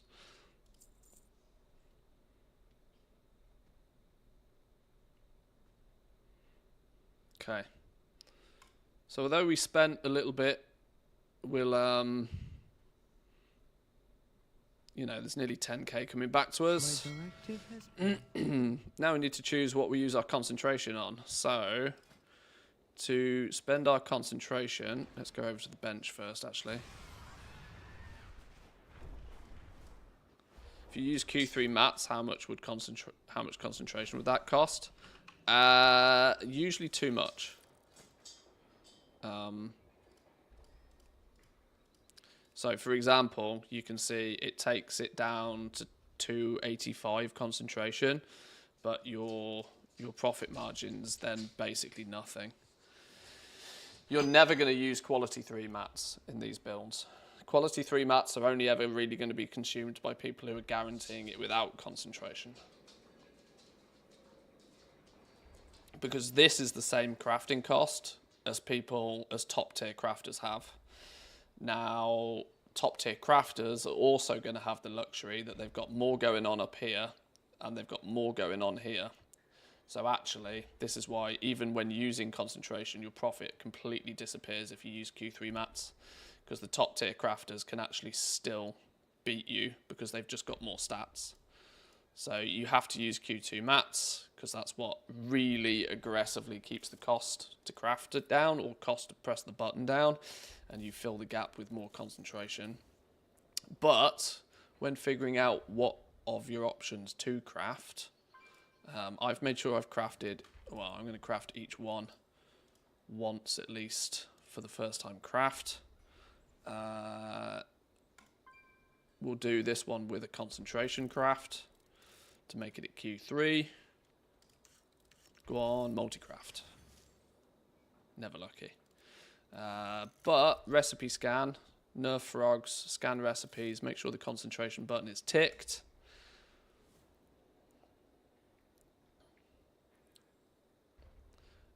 And my versatile sapphire is the one that's going to make me the most gold. Currently I'm getting about 10 gold for each of my concentration points. So versatile sapphire, click it and it will go straight to it. If you haven't got a filter up here, that is. Versatile sapphire. Q2, Q2, concentration. Go. Multicraft, multicraft, multicraft. Never lucky. Now we're out of concentration.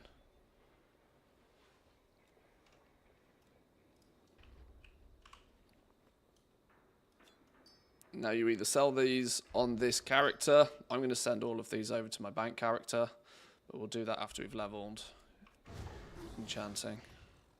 So that's basically now set up to just come along once every day or two, make a couple of gems, job done. Not cost me much to get set up. We'll make a little bit of what it did cost us back. And making sort of a 3k profit on each gem we craft is fine. Is there an add-on that measures the total value of everything in my bags? I'm not sure if there's one for bags specifically. There's probably a Weaker or something that can do that for you. I wouldn't be surprised if there's some actual bag add-ons that have that built in. You can use TSM to show you your total value of everything. Yeah, you can use TSM to filter out the everything price, but bag appraiser, is that one? Well, there we go. Welcome in, Woo, by the way. Right, let's do enchanting. What's the setup for enchanting? Let's remind myself. I've just realised we are going to have to go do some treasures because we need the powdered and the crystalline treasures before we can get the catch-up. So actually, I know I said I wasn't going to go and get those jewel crafting treasures, but I've just realised we probably are because I need to get the treasures for enchanting. The enchanting catch-up system is really odd. You don't have access to the catch-up system until you've picked up the 2 treasures for the week. I have no idea why that's a requirement, and it seems such an arbitrary requirement. And the game doesn't tell you this anywhere, by the way. Another one of those wonderfully, nicely hidden things that Blizzard doesn't tell you. But if you are playing with enchanting and you're wondering why you're not getting the catch-up points because you're behind, go get your treasures first.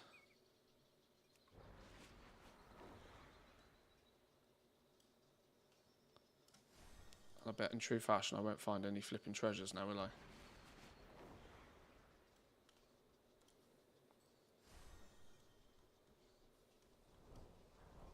There's one.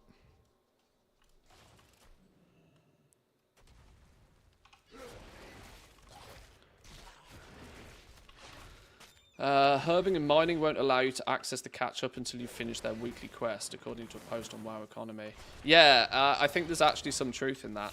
I haven't tested it for gathering purposes, but it definitely seems to be the way for the enchanting, whereas you don't have access to catch-up until you've done the weekly stuff, which is a wild restriction. Who the hell coded it like that? I've got no idea.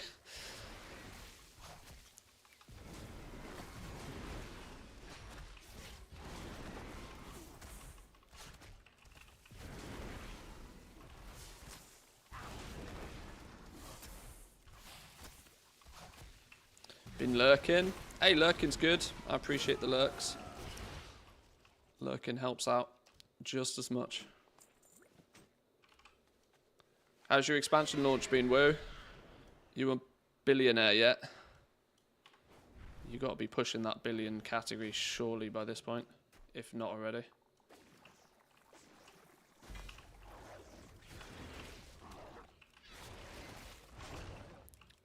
highly disturbed by work, 984 million. Oh, it's nearly there.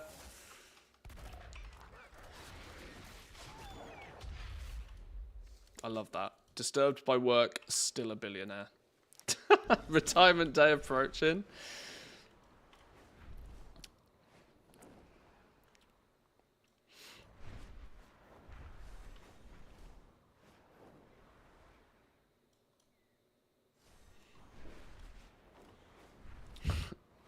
Teach me, Sensei. Teach me your ways.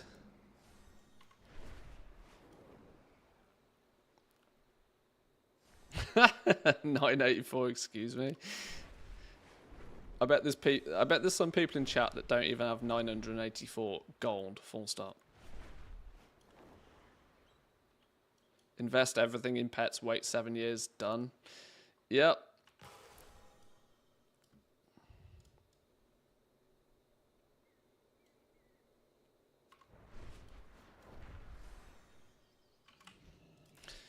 They are genuinely one of the most evergreen markets, I think. Pets more so than I think probably anything else track with inflation. And there's never a period in time where somebody's not going to want a cute pet, regardless of what expansion and regardless where it came from. I mean, I know we've had this discussion before, but for anybody newer to the channel, pet selling is a phenomenal way of taking millions of gold and turning it into tens of millions of gold. Especially now we've got region-wide auction house. In fact, I'd say the region-wide auction house has probably tainted it a little bit, because you used to be able to take a pet from one realm and then sell it on another realm before all of this cross-realm business was more popularized and, you know, make a sizable chunk of change.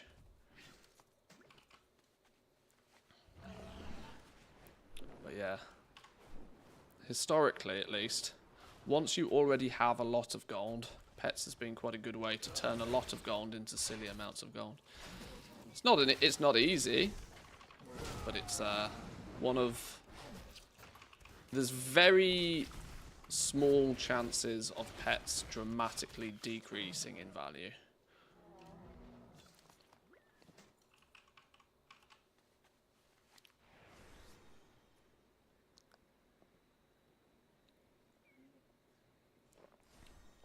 It's been a good 50% of my gold over the years. 300 million of it was still on Legos though, crawling towards the 1 bill. Haven't had the time to keep up with professions, so only about 10 mil so far this expansion, mainly flipping. Well, you've still probably made more gold this expansion than I have. But that's because I was burning money at a phenomenal rate at the beginning. On exactly crafting. Did I loot this one already?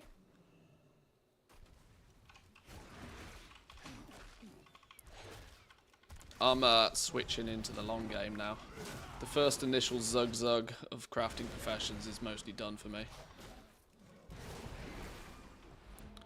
Lost 275 million worth of pets due to mailbox expires. Ooh, ouch. Ouch. Yeah, the mailbox boss is the only thing that's going to cripple you. I made sure, actually, before War Within launch, that I went through my characters and made sure everything was out of the mailboxes on my other accounts, because I didn't want to lose. I wouldn't have lost that many pets, but I've probably got 20-30 million pets in the mailbox that I definitely didn't want to lose. So they're now sat on just bank characters.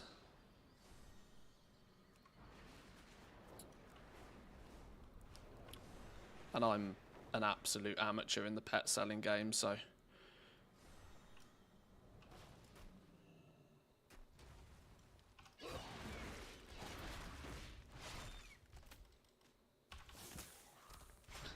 Put them in the guild bank, they're going to be safe, right? Right? That's, I'm not entirely sure quite how Blizzard got away with that, to be honest. I can't believe that you can delete people's guild banks and there be no... Like, they were just like, yeah, we lost the data, whoops. They don't seem to realise that data loss is like... Data loss has killed companies in the past. Now, I know it's silly to say because this is, you know, it's a video game, but under general purposes, data loss is one of the things that can actually cause a company to just full-on collapse. And they've taken it in such a blasé fashion. Oh yeah, we couldn't recover shit. Sorry. What do you mean you couldn't recover shit? Sorry. The fuck is the backups? Where's your 3-2-1 backup process, Blizzard? Multi-billion-dollar company doesn't have a backup with the guild banks. Madness.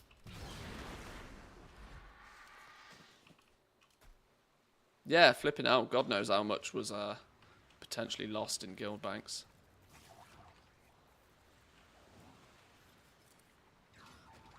You bet your ass if somebody like Echo or Method or Limit, or, you know, one of the big guilds.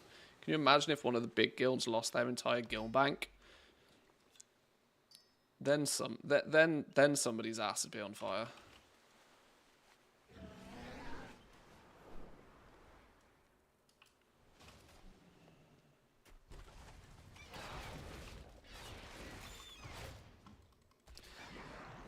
Is there a gate to the catch-up system, like on a fresh gatherer? If I do one weekly, do I have access to all that catch-up? I'm not sure. I'm about to test how it looks on a brand new fresh character with enchanting. I know that you can't disenchant to get the catch-up points in enchanting before you've learnt both of these for the week. So I kind of need to finish getting... I've got 2 more treasures to get with jewel crafting. This wasn't something I actually intended to do, but since I'm out here now, I'm going to do it. I was kind of hoping I'd get the jewel crafting ones first and then be fishing for the last enchanting one, but I've ended up getting the ones I actually wanted first. How dare the game give me what I want when I want it.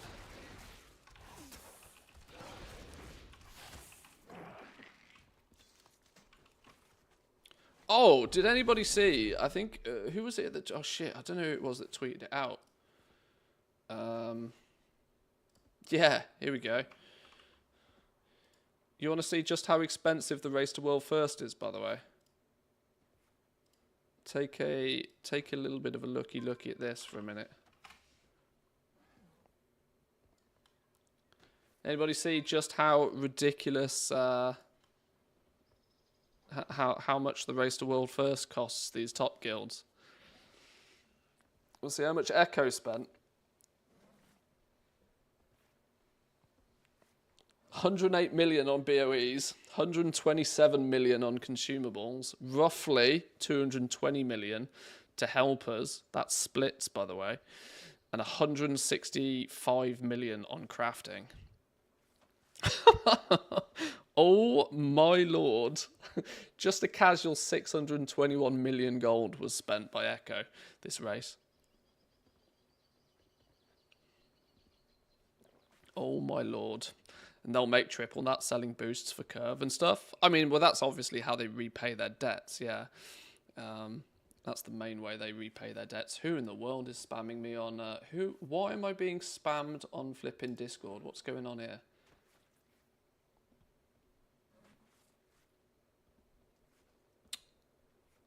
Oh my god. There is literally nothing more that's going to get your entire Discord muted as spamming me 6 times with the same fucking message. Right, you just mute the entire fucking thing. Notifications, none. I don't care. Spam me like that, you're getting... In fact, I'm borderline willing to leave. Anybody that runs a Discord, by the way, let me give you one tip. Don't ever use @everybody. It's a surefire way to get people to leave your server. I use role mentions incredibly sparingly. And if I am going to use a role mention, I'm going to use one that you have opted in to get a notification for.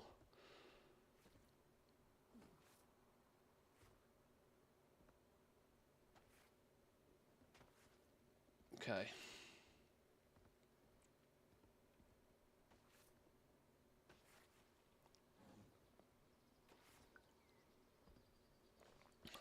Spam me 6 times on Discord.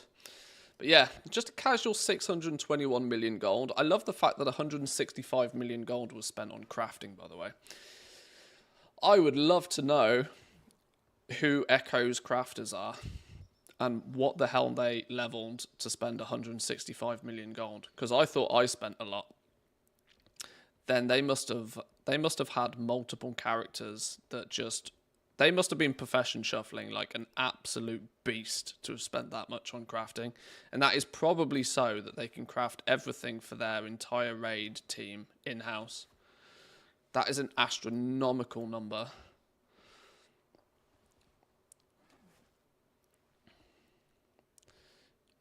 Yeah, that's actually wild. If you think they probably needed multiple blacksmiths, multiple tailors, multiple leather workers to craft all of the gear, each one of their crafters would need to have shuffled and min-maxed to be able to produce them at quality 5, potentially without concentration. So they'll have all had to have hyper shuffled, min-maxed the shit out of their craftings to be able to make the gear for people. On top of that, I mean, that must be purely for crafting gear, surely. Because if they spent 127 million on consumables, their crafters clearly didn't push to make the consumables. Unless this is the crafter's cost to make the consumables in-house.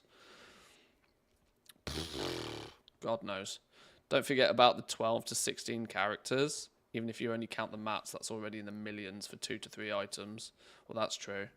Yeah. Well, they got some boosting to do. Echo got some boosting to do to repay that bill. Holy shit. It's going up every tier as well, by the way. The amount that these guilds are spending is... I remember when they set... it was only a... it wasn't that long ago when one of them spent 250 million, and I was like, that's actually bonkers. They've nearly tripled that. Surprisingly, there's always been this thing with the big guilds that they didn't like the BOEs because they didn't like having to go to different servers and spend millions and millions and millions on the BOEs. And now Blizzard has done them a solid by making the BOEs not bind on equip for the first few weeks, so that's not a factor. Yet they just go and give all of the money to helpers in splits instead. So it's like, oh god. It's almost like, to be one of the world first guilds, you have to be competitive. Crazy, right? Inflation is real. Fallside Outpost needs reagents for incense to use at morning rise. Will you accept this new directive and procure them? It's pretty mental.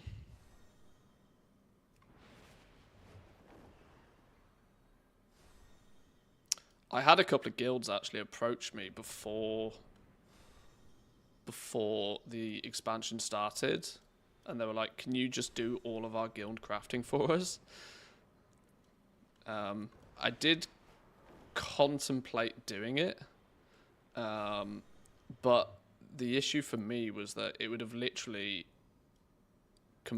I would have had to have 100% focused all of my crafters on like gear crafting stuff, which would have then put me in a position where the very second the race had finished, I would just have a bunch of crafting toons and a bunch of professions in prime position to do work orders, a task of which that I had absolutely no desire to do. So I kindly declined.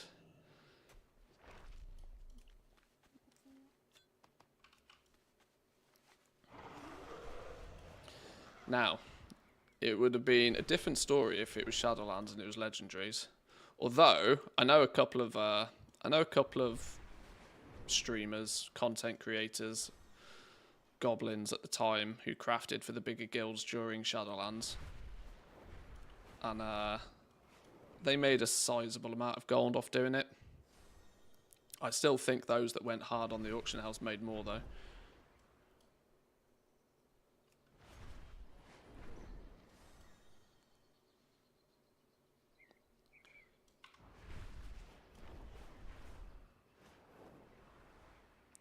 Right, talking of too much work, though, finding these last 2 treasures clearly isn't going to happen. Maybe the game doesn't want me to have my jewel crafting knowledge points. But I also kind of wonder if getting these 2 treasures is what will allow catch-up for the other professions as well. Because my jewel crafter has no signs of any catch-up. Right? Literally no signs of any catch-up. I've got 50, 61, 62 knowledge points. That's not any form of catch-up whatsoever. And that's after I've harvested all my first-time crafts. I've gone around and I've collected my treasures. I've even picked up the renown. There's 0 in terms of catch-up so far. I mean, there's 2 here. You can't tell me that 2 work orders is considered catch-up. I just don't think the catch-up system either works properly or is properly switched on for the crafting professions. I was half expecting to see an absolute flood of patron orders that would be easy to fulfill as a form of catch-up. But apparently no.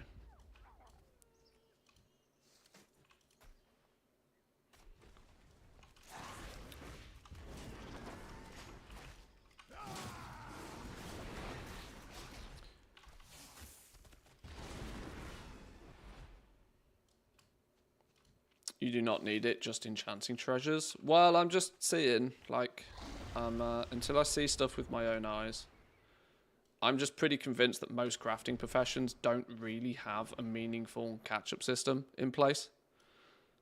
Enchantings works well. It's got the weird caveat that you have to have done the weekly stuff before it actually works, which is odd. But other than that, you can just continuously disenchant stuff to catch up. Yet, there's seemingly nothing in the crafting professions, the other crafting professions, that operates anywhere near the same way. Mambo number 5. Absolute classic banger.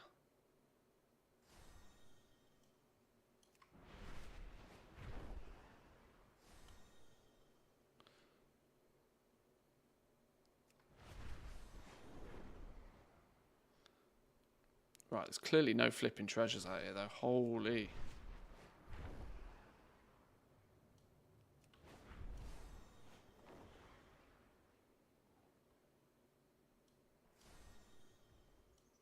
With an empty stomach, a Ramolith has one directive: to eat.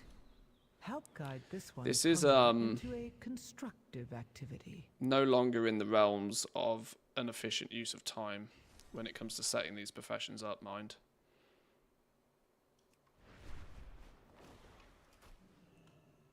So something I'm not too interested in repeating on multiple characters, that has to be said. Oh, pulling more is probably not the play either, is it?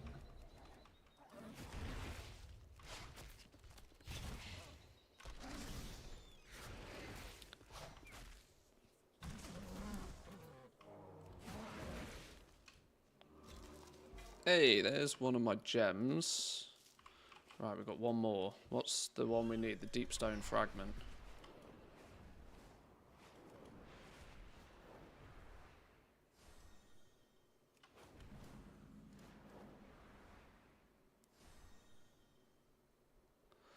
The one knowledge point crafting system seems to be on a 24-hour cooldown or shorter timers and shows up 1 to 2 per day, so it's not instant catch-up like enchanting.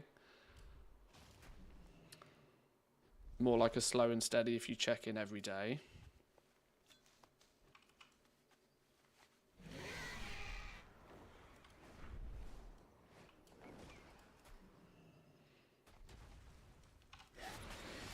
Yeah, maybe it is a little bit more subtle then in that regard.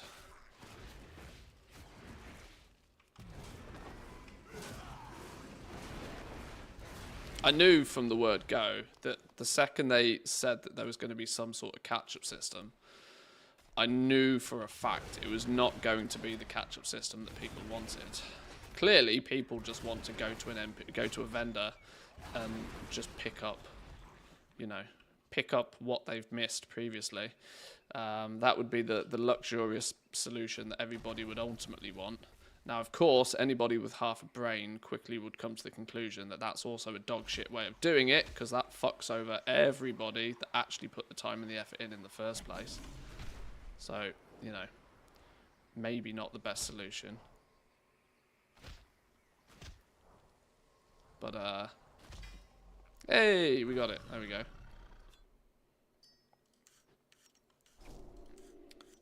As it stands at the moment, it seems more than pathetic, the catch-up system for most crafting professions.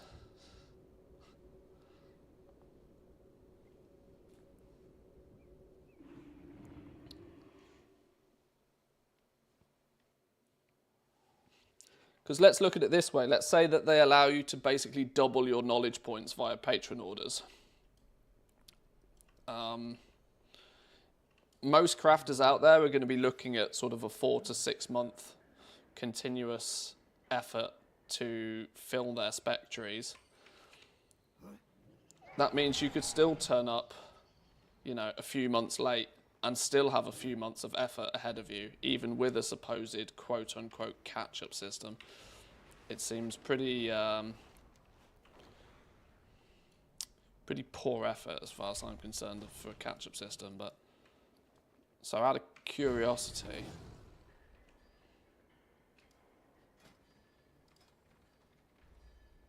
yeah, still nothing more showing up here. These with short 18-hour durations, though, do kind of heavily feel like these turn up and you're incentivized to do these every day. And then if you complete these, new ones will turn up. Maybe 10-1 will have something. Well, this is... these flickers, to my understanding, these are kind of meant to be the catch-up system. These weren't in play. You could not physically get these in the first couple of weeks. And then these started randomly appearing a few weeks into the expansion. And is seemingly meant to be like the catch-up system. And orders turn up with one of these every day, almost, it feels.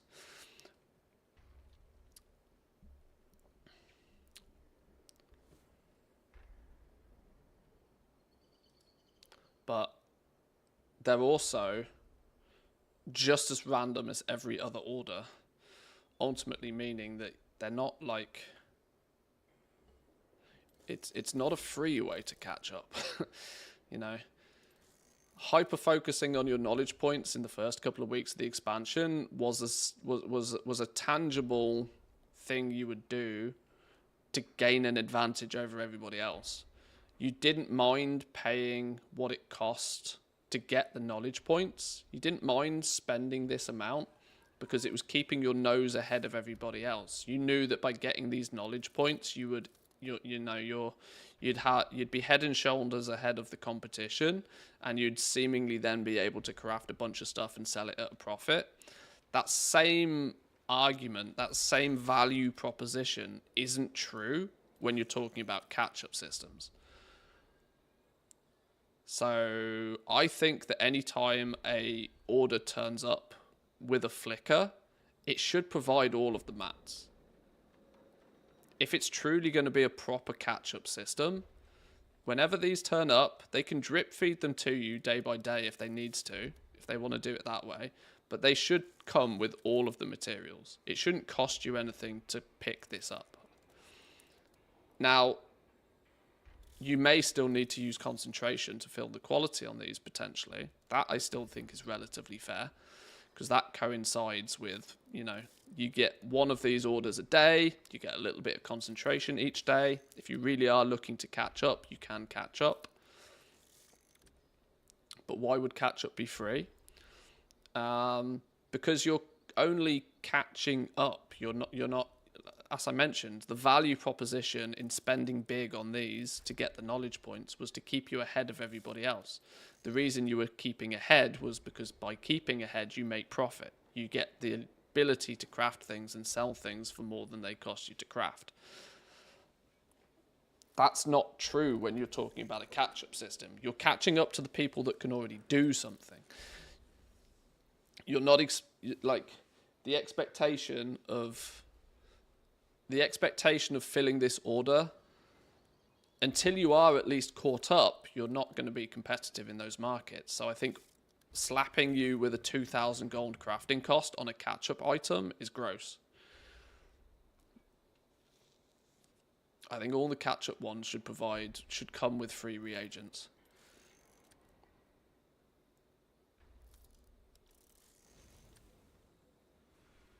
If they leave it this way, they leave it this way. But I still think from the concept of catch-up, this is very poor.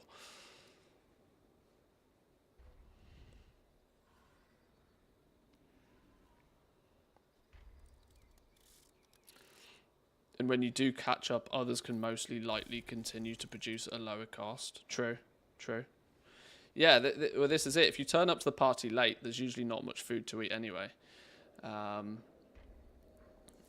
So catch up is a little bit arbitrary in the first place. But for those that really do want to catch up, being slapped with a massive bill to do it feels just not very well thought out, honestly. It seems like one of those that Blizzard was like, right, here's your catch-up system, even though that, you know, they clearly didn't really feel that there was, they wanted, you know, they haven't done a proper job. They've half-a-jobbed it. It's not like Blizzard at all, though, is it? When have Blizzard ever half-a-jobbed anything? I have many lucky doos. You like?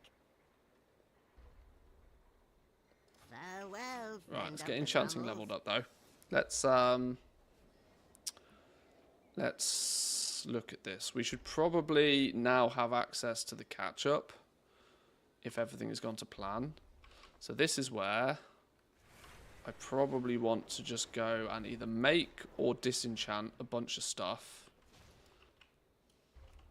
All of these that we made, we can disenchant these now.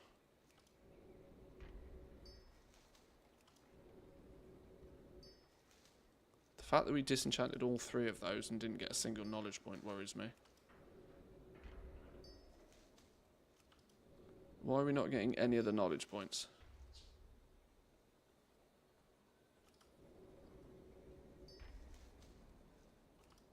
Not a single one. Not a single knowledge point is coming from these.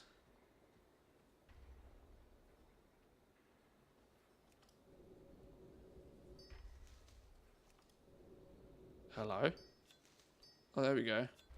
Whew! It just seems to be a really low chance the less skill you have in the profession.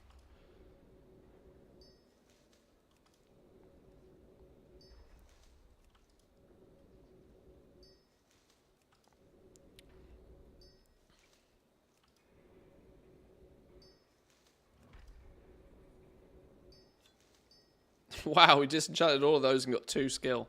Lol. Okay.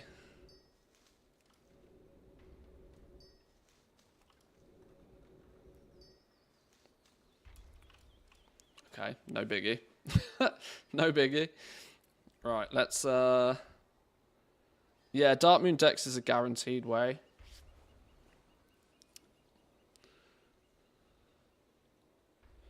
Yeah. I'm aware the rarity of the item has an increased chance, yeah. Work cycle interrupted. May the Titans carve your path.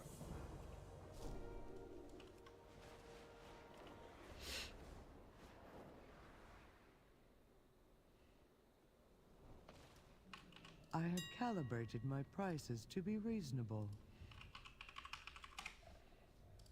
Whoa, what happened to this?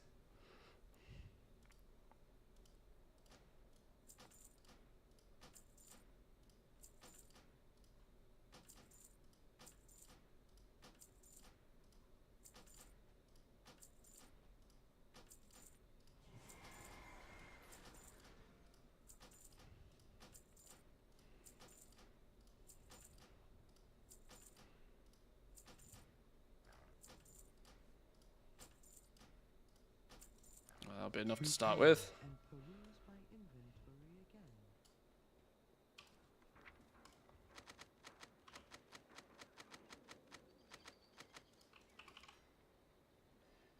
From cards, it's only 150 gold.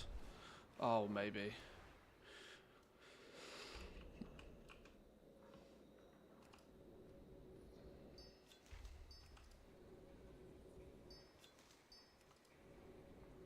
Right, just the big one to go. Right, there's the big one. We're at 16 skill. Oh, I wanted to stop at 15 skill, I think. Whoops, overshot. I have an extended supply of goods 4 of for those. outlanders.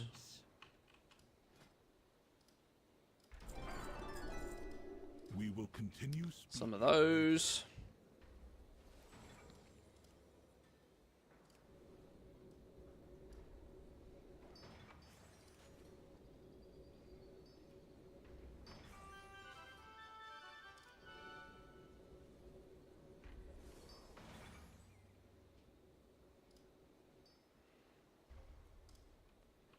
Speak and be heard.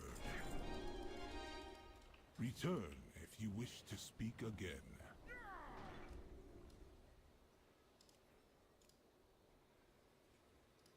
Do I not have My any? directive Clearly is to not. serve you.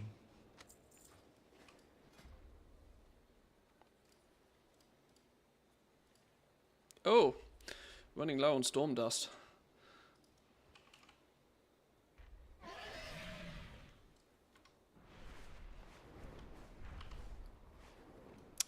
That's one thing I kind of hadn't planned for on this dude, was buying a whole bunch of storm dust. Because I'm somewhat trying to keep track of how much this costs me. Let's buy it quickly on a character that's got plenty of gold already.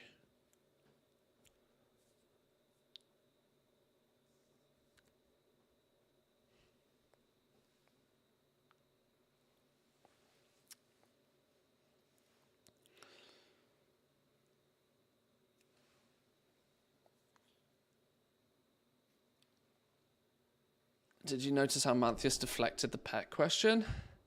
I thought you pair were talking between yourselves. I didn't realise anything was thrown at my direction.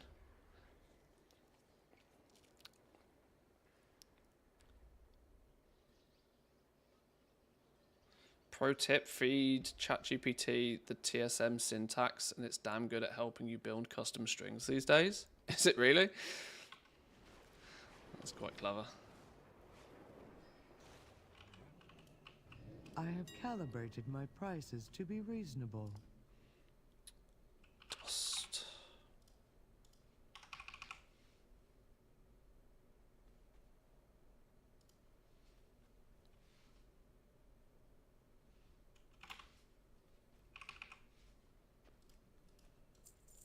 My thanks for your patronage.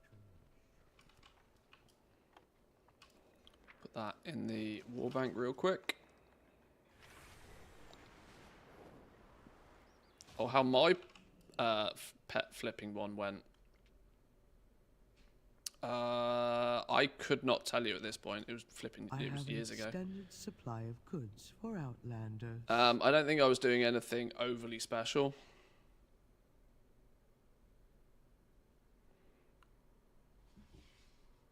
I'm trying to remember if there was anything that was. I think it was even before DB Recent was a thing. Didn't I buy 3,000 dust then? I swear I bought 3,000 dust.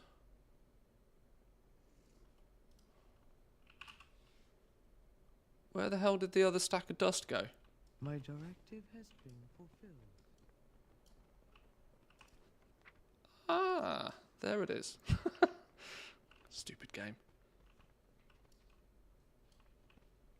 My directive is Yeah, I think for my little project pet thing, I couldn't actually tell you the value of the pets now. I spent probably 20 million on pets over a couple of months, whilst also simultaneously selling some of them as well.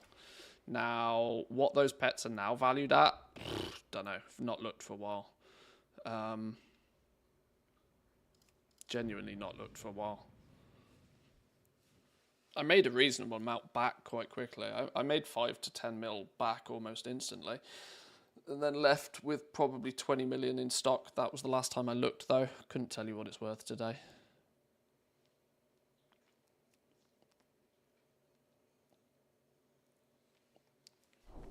As I mentioned earlier, though, pets seem to be one of the most evergreen markets that also seems to track quite nicely with the natural in-game inflation. That they seemingly continue to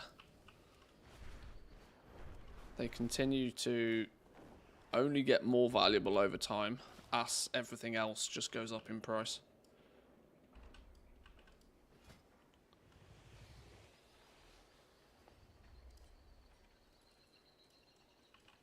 Communication initiated.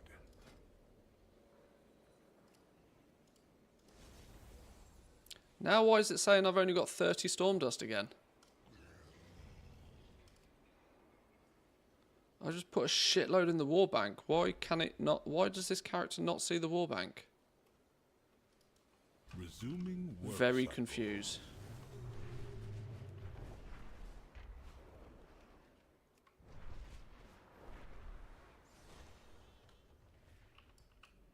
I have calibrated my prices to be reasonable. It's lit. Wait, what?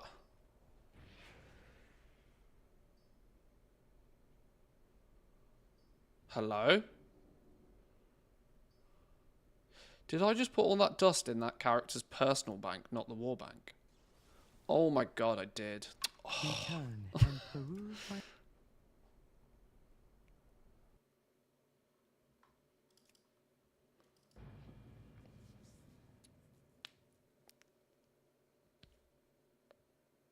Pets and mounts. Decided to go for mounts. I bought the Sky Strider Glider at the end of Shadowlands for like 60 silvers a piece, selling them for 2k now. Bought 6 to 8k. Oh my god.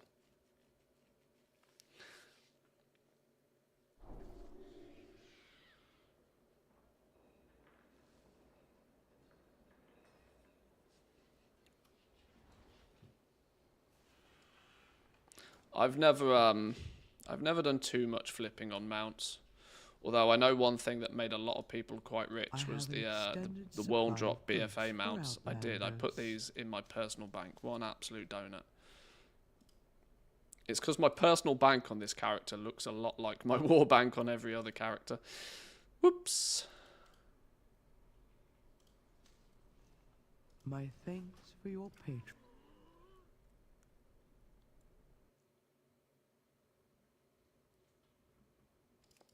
Yeah, the BFA World Drop mounts that were like 10, 20, 30k a piece by the end of BFA. As far as I was concerned, that whole thing was pretty risky though, because the decision to stockpile those mounts would have been made before the multi-box rule changes. Now, with the multi-box rule changes coming into place shortly after, those mounts basically went to the moon.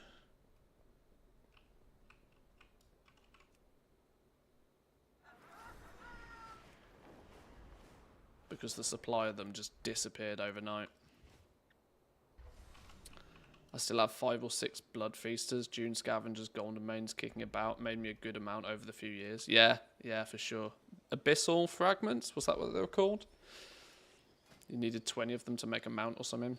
They were a world drop item.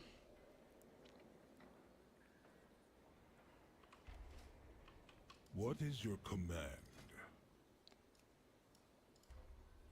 Right, are we good to craft to level this up now? Go.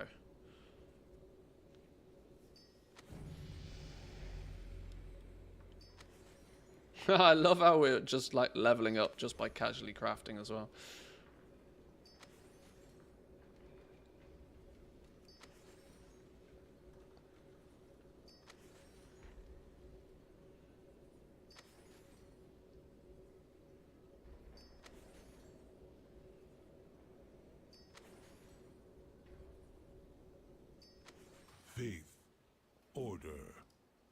must remember both.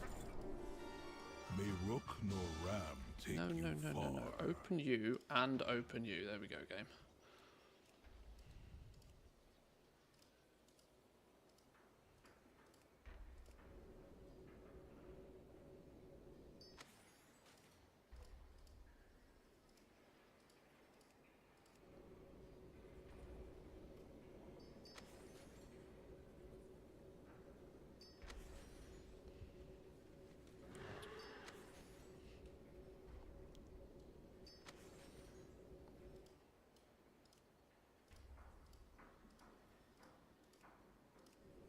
Right, if we can get... I think we need to get enchanting to about 65, if I remember correctly. Now, unfortunately, most of this does just go in the bin, which is a real shame, but... enchanting is a little bit more expensive to set up. We'll make one of these now, just because it's 3 knowledge points.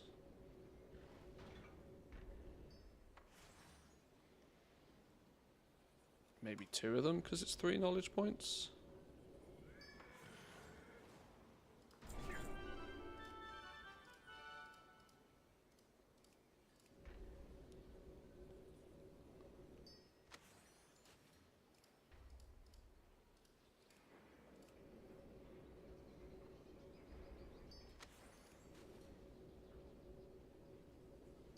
Setting up the old army for concentration farms. Yeah, slowly but surely.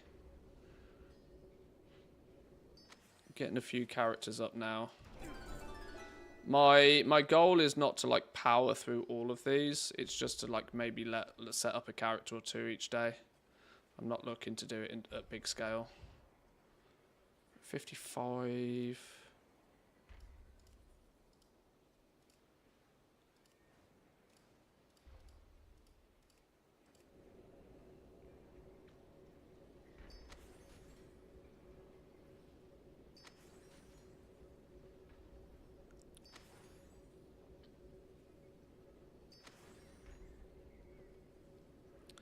Faruth's Guillotine. Yeah, that was another good one. People still actively farm that today. I'm not surprised though with its ticket price.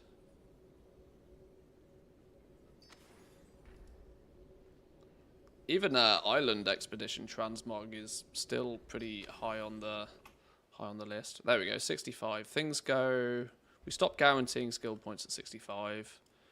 We have not done this shenanigans. We should probably do this shenanigans just to unlock these crafts. Now it's questionable because doing this isn't free, but it is net positive on knowledge points. So maybe you should do it.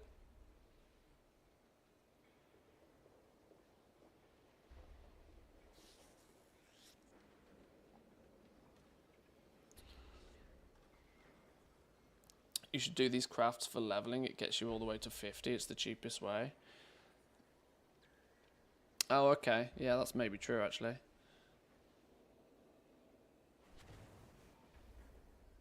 Still have so much gold from the years from flipping Island Expedition Transmog. Well, some of it just looks cool. Like, that.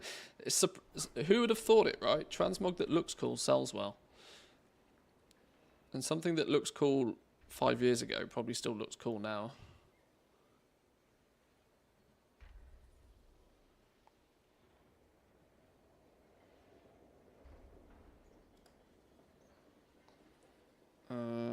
Alright, sure.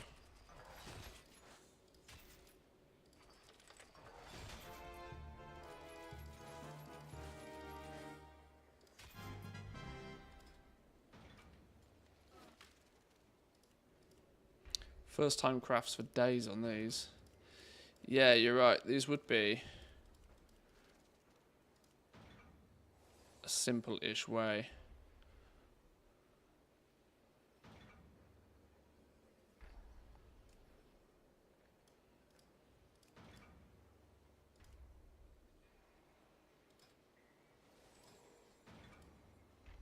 No, which one is it? No. Ooh. Ooh. See, this is something I haven't decided. I haven't decided with these enchanters particularly. Clearly, I'm going to put loads of points in here to unlock shit. But what I haven't decided is, do I put points into designated disenchanter or do I put points into supplementary shattering? My theory says points in here, that's 60. And then 30, 40, 50, 60, 70, 80, 90. So it's 150. 150 probably does it.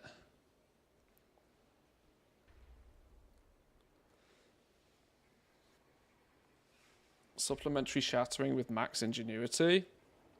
I am putting points into ingenuity. No chance.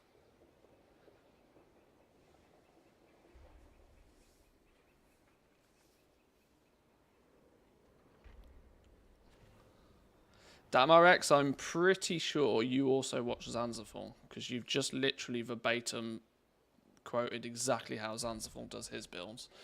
I don't do mine exactly the same. I'm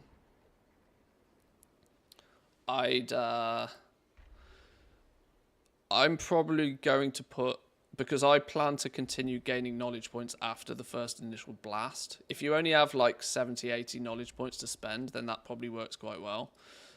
But I think my approach is going to be 30, 40, 50, 60, 70, 80, 90, filling out all of these, which will unlock all of these outer nodes, because each one of these teaches you a recipe, giving you a wide selection of recipes to pick from. Secondly, I'll then probably put 60 points in supplementary shattering and also 30 points into resourcefulness. Because resourcefulness is just very powerful for enchanting. And it means anytime you craft anything, you're gaining a bonus.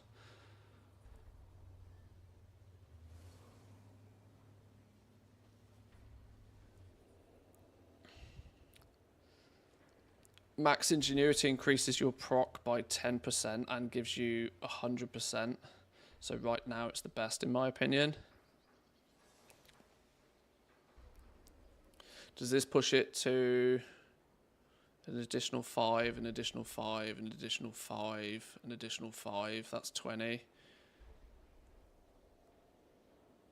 Plus 30, an extra 50%. So yeah, okay, so it's like a full refund on concentration if you put points here, but then you've put 30 points into ingenuity.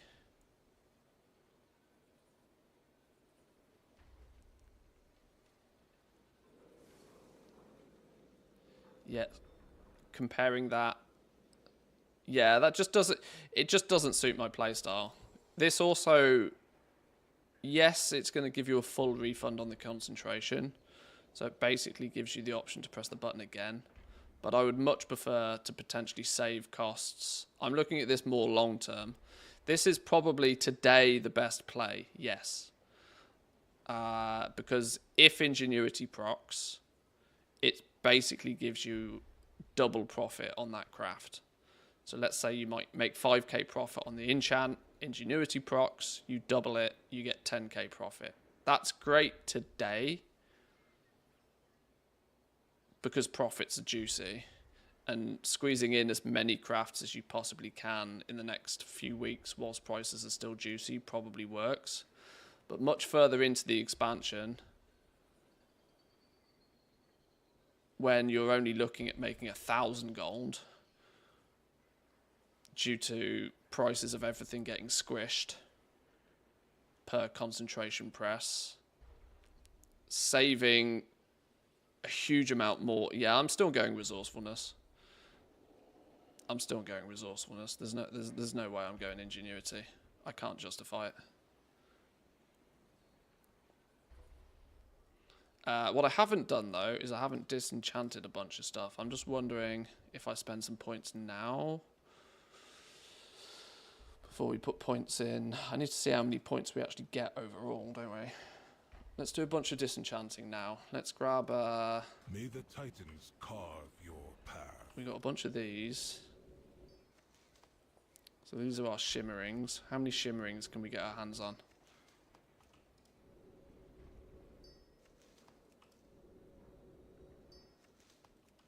This is an absolutely 100% brand new fresh character that before today had not even stepped foot in the War Within. So we should be eligible for the absolute maximum catch-up.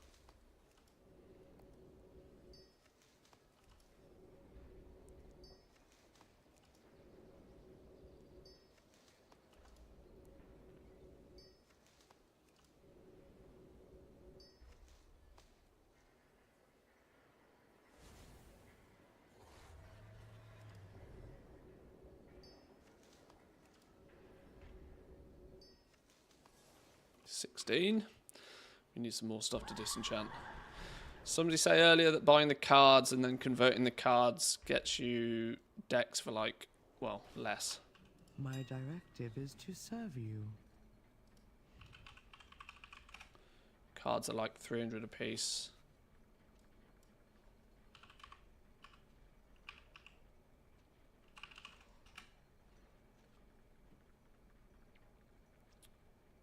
I mean, it requires me doing maths, but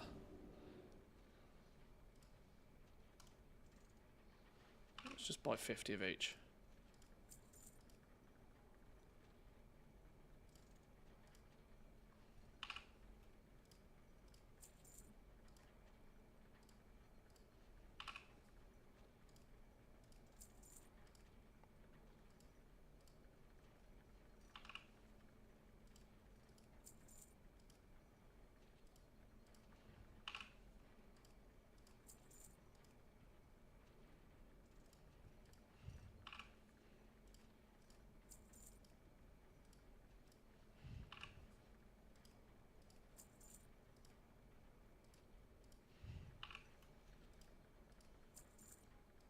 Return. Not sure exactly how much we spent there, but it does actually still kind of feel a bit cheaper. Other than the fact I now have to make flipping 50 decks.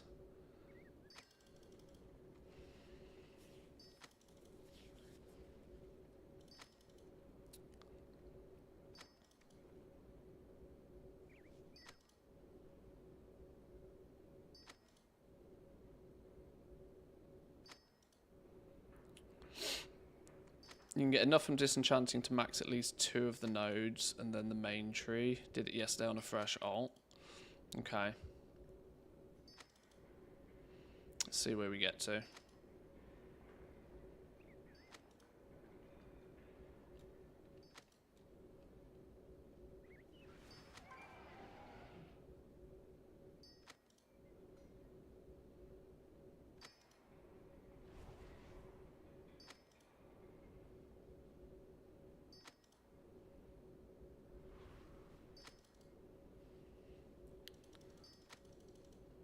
Still got to harvest first time crafts on enchanting as well.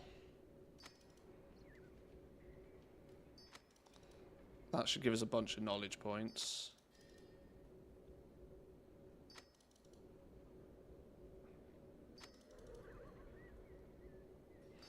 Actually, let's disenchant some of these just in case we don't actually need to convert them all.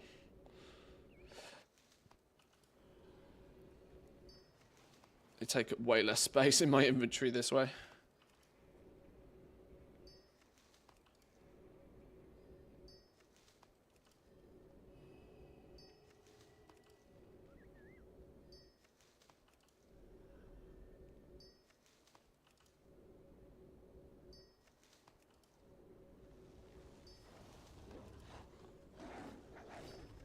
In a few weeks' time, you know, if we keep getting like...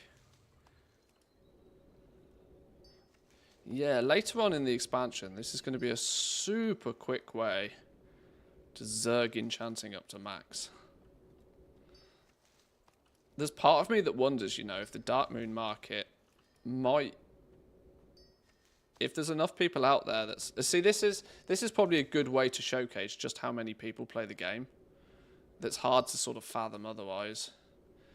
Think about how many goblins in the goblin spheres have been setting up alts with enchanting in the last few days and weeks. And think just how much of an effect it hasn't had on anything else anywhere, right? Goblins right now are probably the prime candidate, prime consumer of Darkmoon decks, and the market's not budged an inch. Which just shows how small of a section of the player base goblins are. Even though it looks like we do things at quote-unquote large scale, large within a very, large within a very small circle.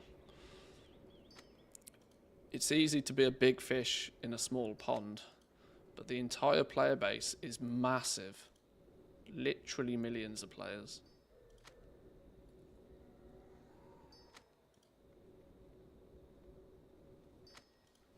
Surprised the card drop rate wasn't nerfed like cloth was. I'm quite surprised they didn't do anything. I'm very surprised they left it the way it is. But maybe they looked at it from the perspective of like, right, well, it kind of fixed a problem that they've always had and has always existed, being crystals being ludicrously expensive at the beginning of the expansion. Making enchanting like super duper mega expensive. We're 50 plus shimmering dust. We're still going, by the way.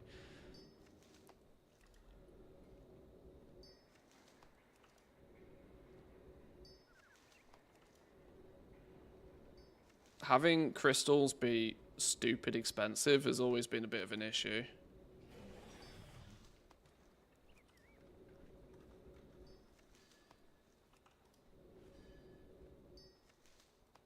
Oh my god, 58, we're still going.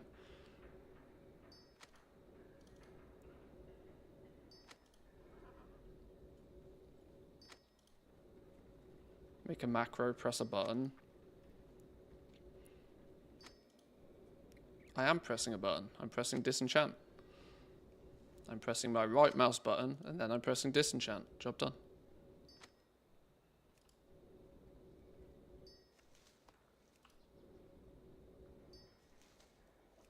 Oh, was that the first time we didn't get one? Okay, we've capped out at 59. 59 catch-up knowledge points. Sheesh. Okay.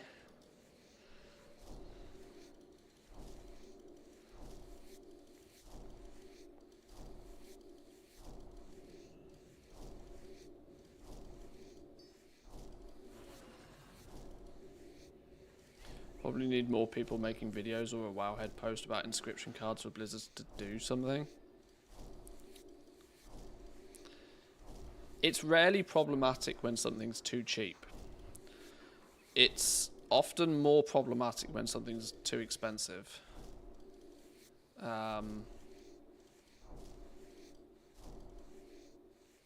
So much so that Blizzard have kind of... I don't know how many of you saw the patch notes.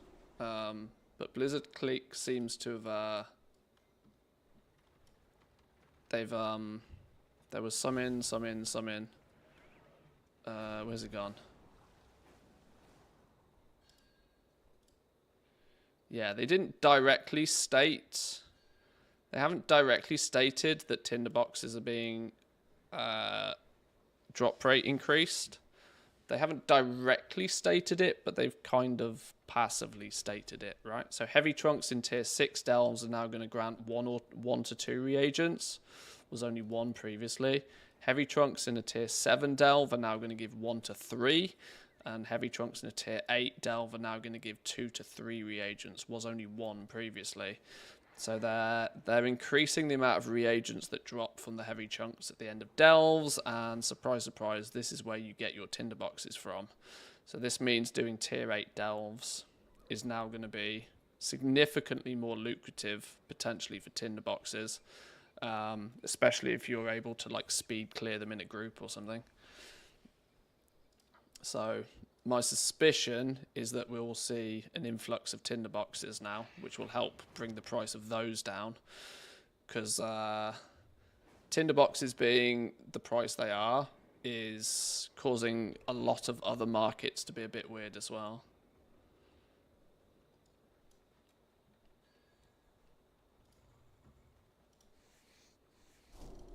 Price already dropped 30% last night. There'll be an influx of people that will quickly dump them just in case they tank in price.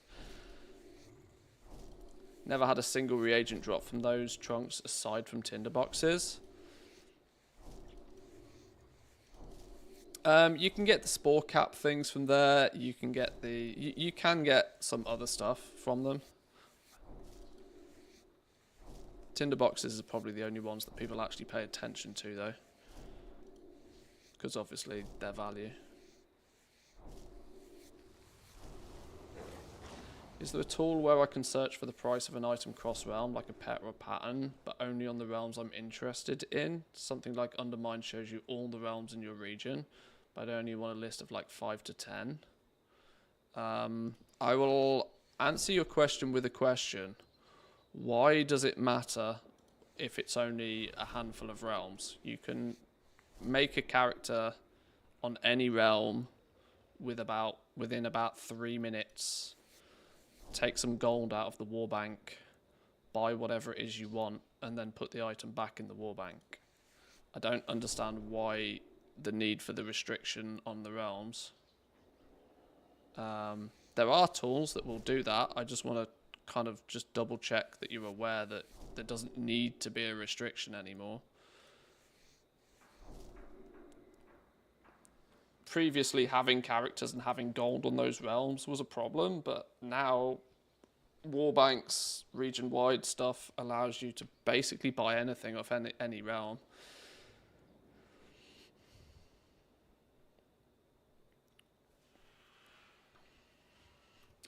But alternatively, yeah, like Wu pointed out that WowThing, is it wowthing.org? Can't remember what the URL is, but WowThing, if you just Google WowThing, there's the option to do that.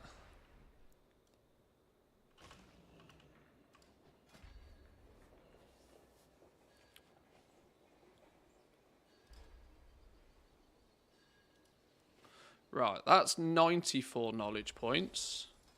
And we haven't harvested first time crafts yet. Let's harvest first time crafts. If we can make our money back on some of these, great. If not, we'll just chew it up as a cost initially.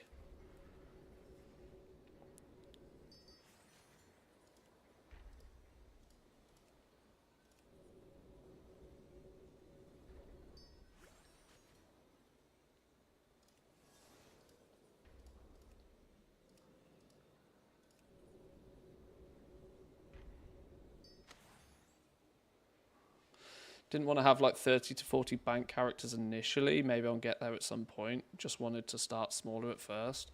Oh, well, you basically, you create the character. You can create something like a Vampira that literally starts standing next to the auction house. You run to the right into the bank, pick up some gold, then run left into the auction house, buy whatever it is you want, put it back in the war bank, and then just delete the character. The characters are entirely disposable. Doesn't mean you have to keep them.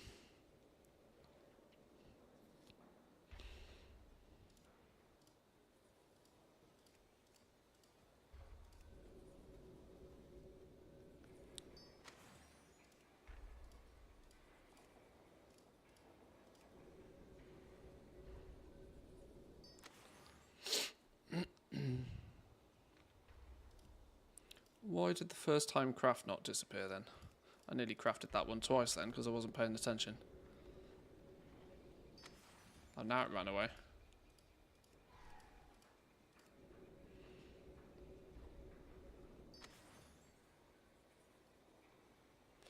Do you get more knowledge points from disenchanting past the epic weekly one now?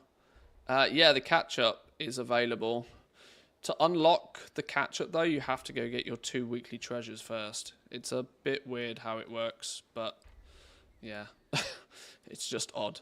Oh, wow, am I literally 2 skill points away? 2 skill points away from making these at quality 2. Not that it makes a blind bit of difference. Oh, no, it does make quite a lot of difference making these at quality 2 instead. Can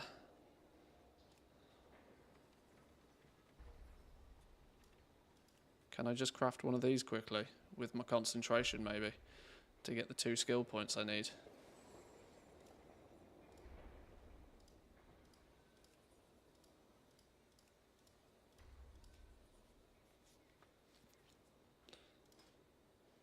I didn't want to spend any knowledge points yet. Okay, maybe we're going to have to. Ooh. I wanted to see what our total comes to. 101 so far. I wonder if people are getting rich making those glamour items. Any time there's an appearance change thing, it usually does reasonably well. I wouldn't necessarily state that people are getting rich often, though, mind. You need to have done your 2 treasures. You need to have gone out and got the 2 treasures for enchanting. The two 1-point treasures before you'll get the catch-up points from disenchanting.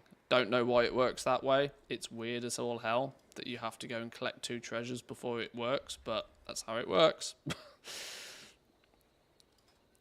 It's just odd.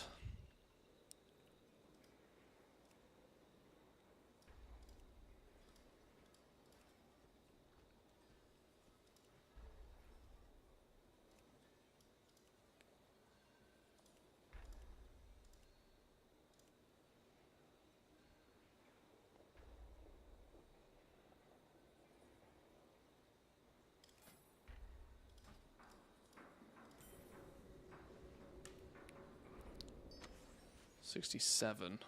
That should now mean we can craft these at quality 2. Yeah, okay. So there is sort of an advantage of not crafting these right away. I wouldn't say it's that much of an advantage though. The only thing is I can now craft these at quality 2, which I can't imagine makes them significantly more valuable, but it might mean that you lose less gold on crafting them, rather than the quality 1s, which I think are basically throwaway prices. I don't know.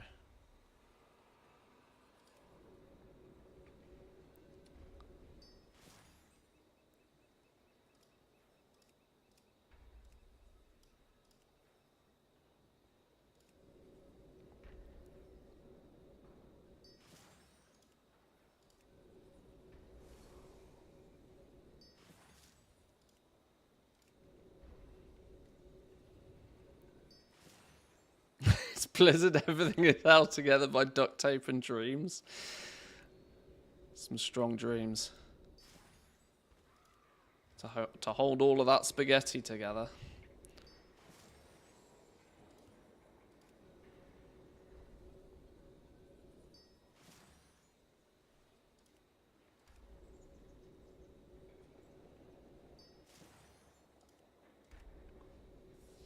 Need to spend the dust to level the other stuff anyway, and that costs only 5 dust each.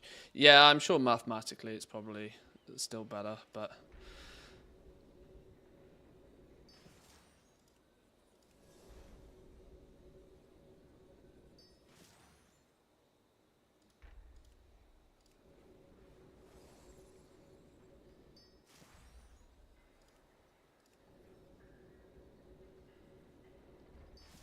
Bunch of artisan security though, don't mind that. I wonder what I'm going to do with artisan security. I'm up to nearly 900 of it on this toon already. Just from leveling these 2 professions.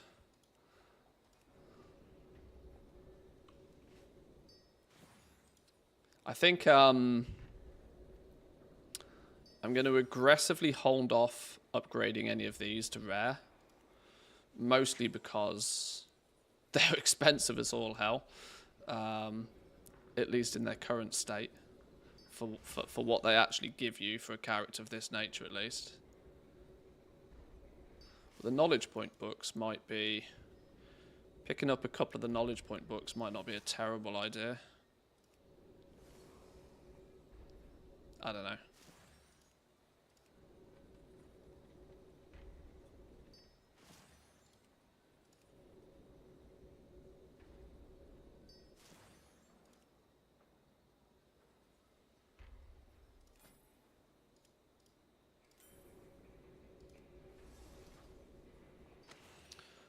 Okay, so all apart from these, that's our first time craft bonuses. I wanted to not craft these just yet. I wanted to make sure that when we do craft these, that we can use concentration, make them at Q3, so that we don't have to bite this huge, great big loss. That means we need to put some points in some places yet. What that has meant is that straight off the bat, you can get 126 knowledge points with enchanting. Sheesh. 126 knowledge points straight off the rip. Nice. Let me grab a drink quickly.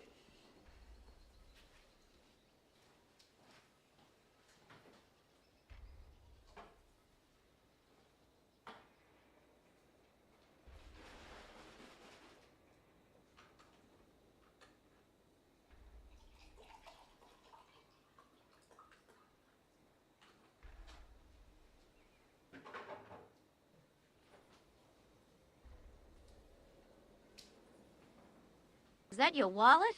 Or are you just glad to see me? Both, I hope.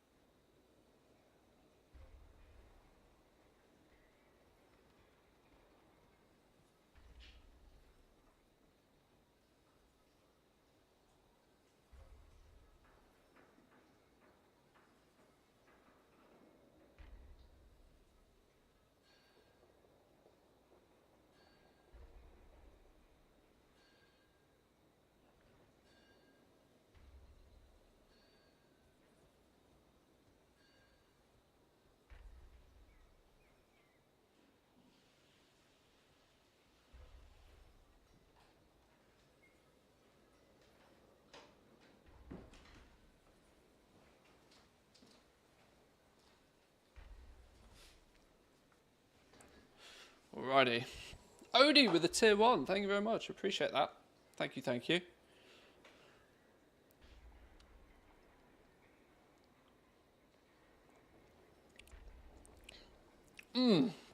Okay.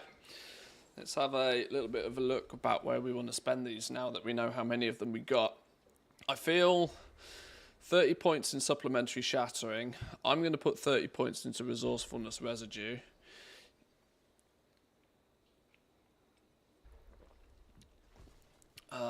Then that's going to be 60. That's going to give us 66 points left, which I think will go 30, 40, 50, and then start our way on maybe somewhere around here. Is probably my go-to. One of the other things about ingenuity, right? One of the reasons I don't think I like this as much is I know categorically there's going to be periods of time where I'm going to accidentally cap my concentration. Now, capping concentration is probably the worst thing you can do because you start losing any of the benefits of concentration procs. Admittedly, if concentration just straight up refunds 100%, it matters less.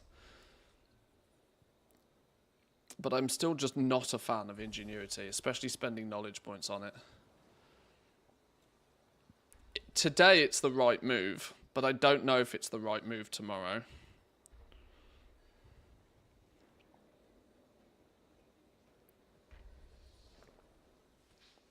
If you specialize in just one thing, it can get you down to under 240 concentration needed.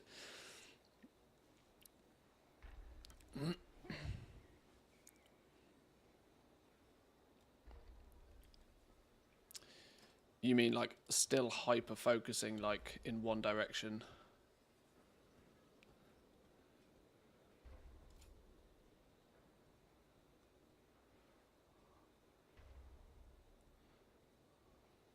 That might be true. But then what happens when everybody does that and that one item tanks? I'm still sticking to my guns with this. I hear what you're saying, but I'm still sticking to my guns on this. I'm still going to go... We're going to unlock this one. We're going to unlock this one. So I don't accidentally unlock disenchanting without it. We're going to put 30 points in here.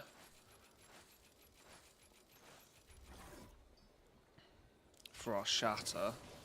That at least unlocks all of these. But then I'm going to put 30 points in resourcefulness.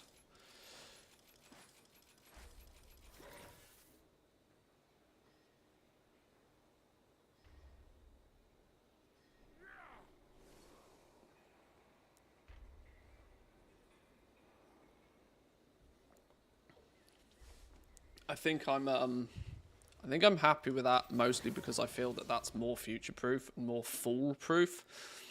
I do mostly agree that Ingenuity today is the right play, because if you put 30 points in here, if Ingenuity procs, you basically get double profit on that craft, because you get to make that thing again with concentration at the profit margin of whatever it is.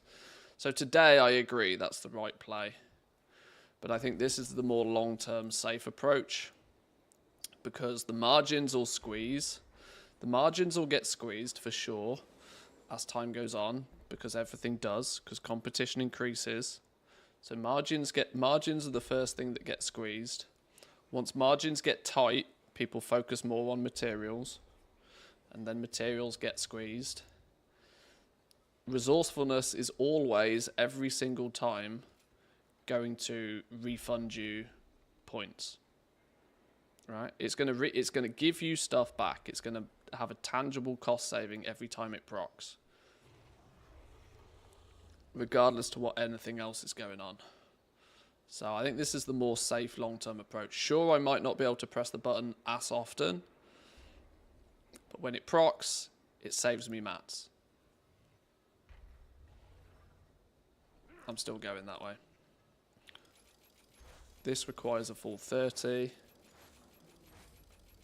Or do we put a full 30 in here, or do we just do...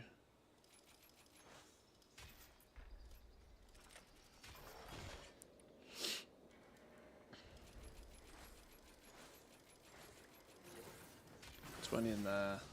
Unlock these. Unlock this. Unlock this. Did I put a point in that? I didn't mean to put a point in that. Whoops.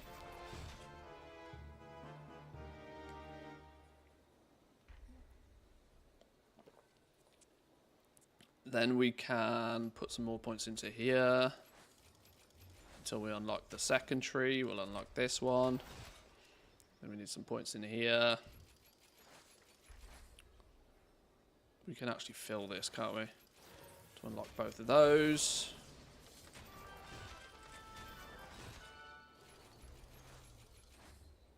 Then boom, we unlock that. Now we need to put some points in here to unlock these two. Okay, I'm happy with that generally. That works for me. That was a bit dumb, but that was a misclick. Now, that's going to give us a short list of things that we can come along and craft each and every day with our concentration.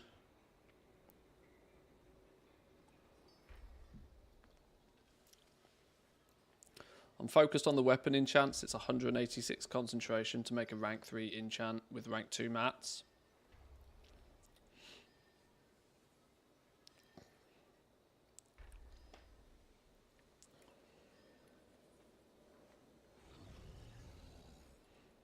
Yeah, 186 concentration is nice for sure.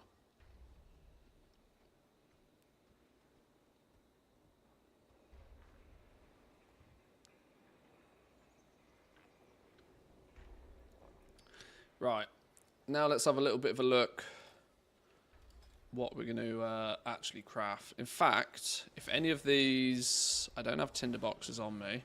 Probably a smart move actually based on their current prices.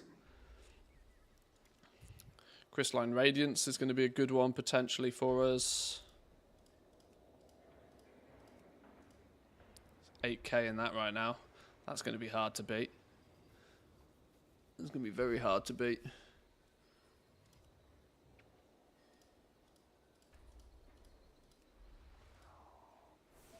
6k on Algari Ingenuity. That's got to be a meme, right?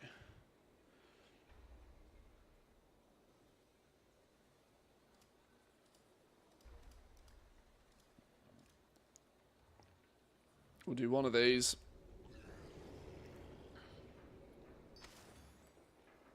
And we'll do a crystalline radiance, I reckon. Oh, I'm out of crystalline powder.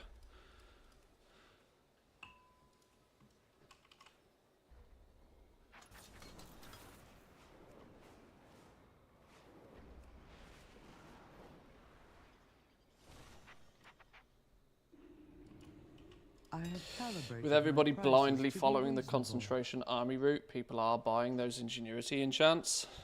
I suppose. I suppose.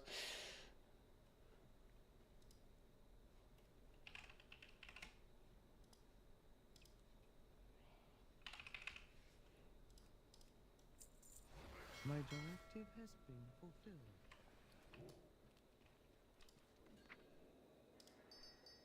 We've already sold some of the stuff that we crafted with dual crafting. I'm gonna hang on. Must remember to put all those mats in the bank in a minute. I do have 920 knowledge artisan security as well. It's enough technically. Technically, it's enough to buy all 3 knowledge books for one of the professions, which would be another 30 knowledge points. It's not the most smart use of it, though, I don't think. But I want to wait. I'll wait till much later in the expansion to upgrade my profession gear. Because it's still too expensive to get profession gear now, I think.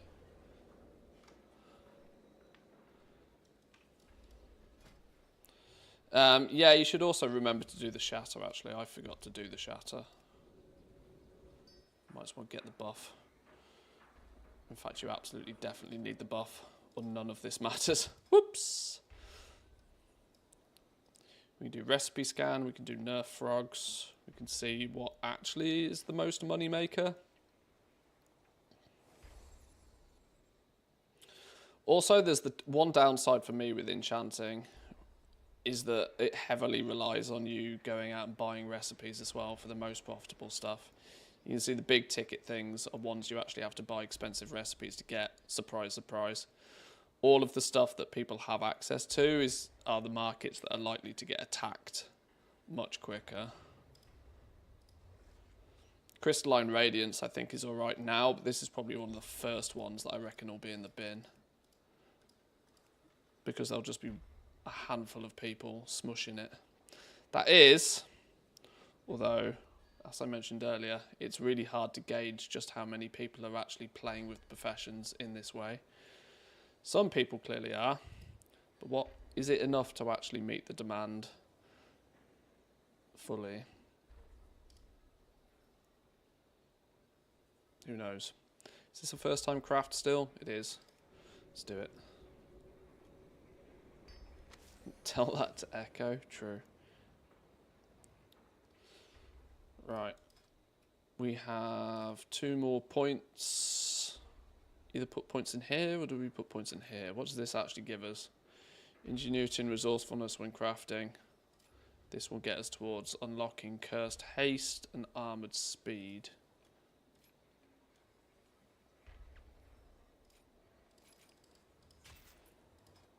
Okay. So we're now back in the realms of log on each day, press a button, job done.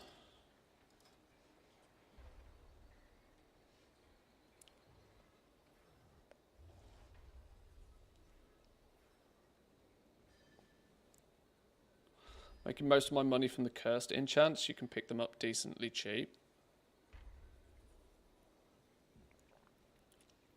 If your main enchanter probably wants to pick up as many of the recipes as they can, really.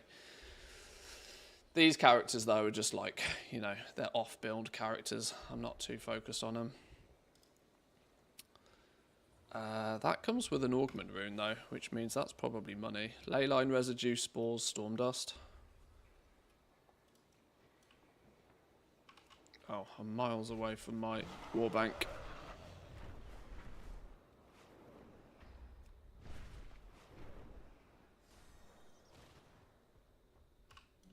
I have an extended supply of goods for Outlanders. Spores. Residue. Why did it say I didn't have the dust, by the way? That's a complete stinky lie. Oh no, because I put the dust in here, didn't I?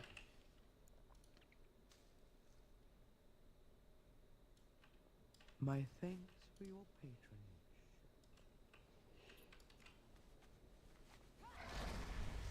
patronage. No mats, no make does some funky things to your work order page.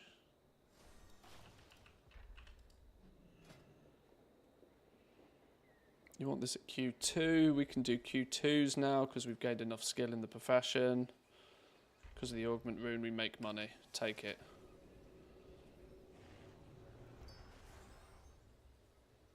We even saved one of the reagents.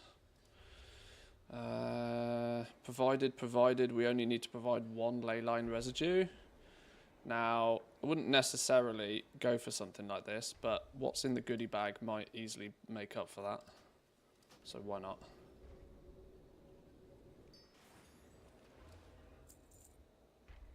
Don't have these recipes.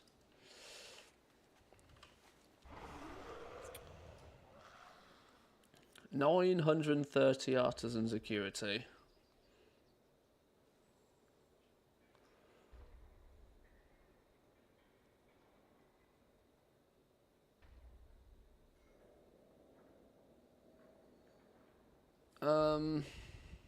Is that the first 2 knowledge books for each profession? First 2 for jewel crafting, first 2 for enchanting. Is my maths right on that? 200 plus 300 is 500. Times 2 is 1,000. But you get refunded 200. So you actually only need 800, right? To buy the first 2 books for each profession.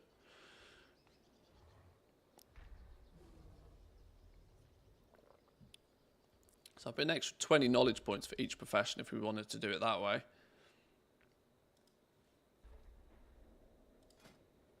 They both have need for more knowledge points.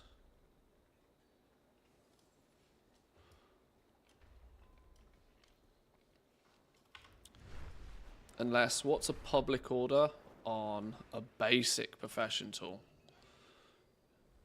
How cheap can we make the... Is that going to make a world of difference or not? Probably not. Right, curiosity time. Is to serve Curiosity. If we go enchanting, we go runed nullstone rod. What's the cheapest you're making one of these for? 10k.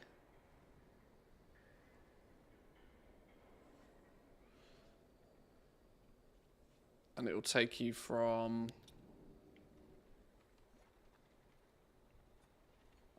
Oh, that's something I didn't think of. Are the bags... Do the bags have any value on these characters? Containers, bags... Jeweler's purse? Definitely not. What's the inscription one? Resourcefulness, ingenuity, and multi-craft provided by the shatter increased by 20. Oh, well, the bag's worth picking up. The bag's worth having. Enchanting bag's worth having, even on these alts. That's a use of your artisan security. Yeah, the enchanting bag actually makes sense. Adorning ribbon, weaver cloth bolts, and crystals. My directive has been fulfilled.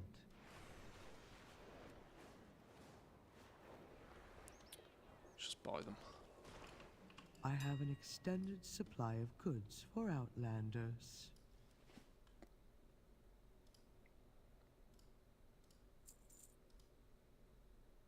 Got the crystals.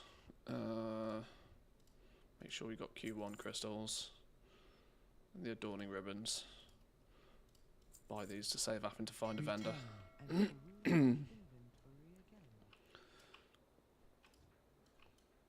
Who sits on the mailbox like that?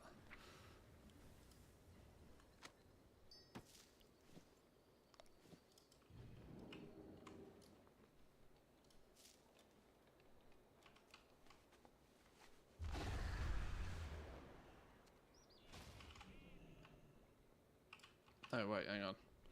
Hang on. I have calibrated my prices to be reasonable.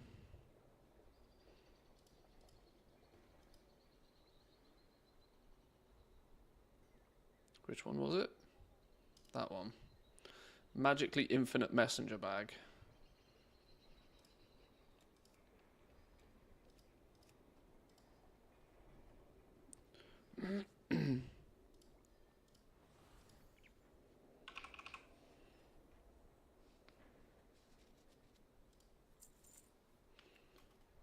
My directive has been fulfilled.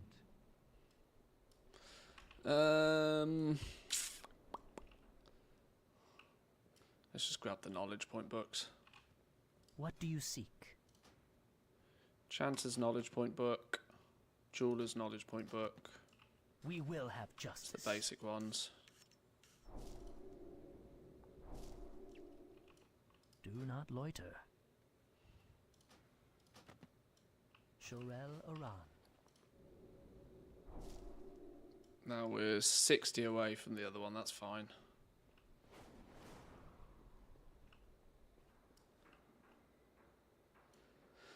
I think you have the older knowledge point tracker. Yeah, I need to update this. I'm aware.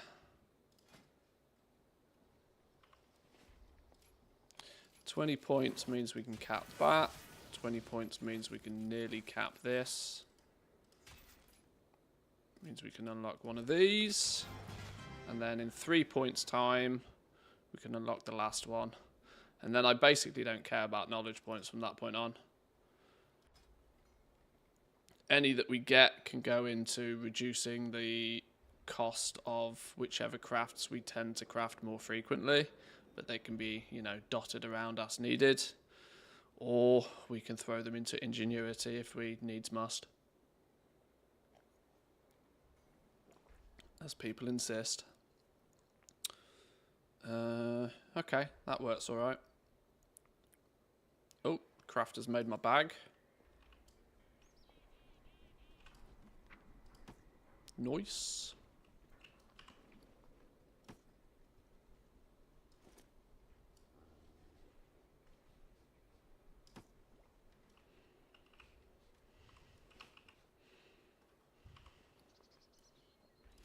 Okay, that's basically all we ever have to do, I think.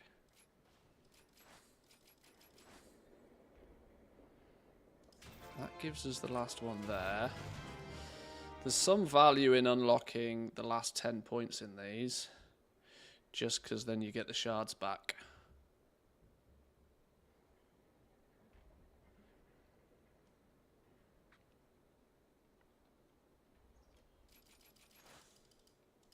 We'll do that. 50, 60, 76. Such a small amount of knowledge points in comparison to what you can get via enchanting, you know. Because enchanting gives you the full catch-up. So that goes to show with, like, enchanting, we're 100, what did we have before we spent all our points? 126, I think it was, compared to 50, 60, 76.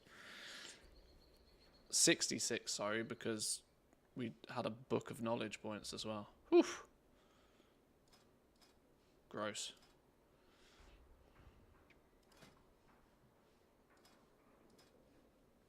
Oh, it's 70 points to unlock that.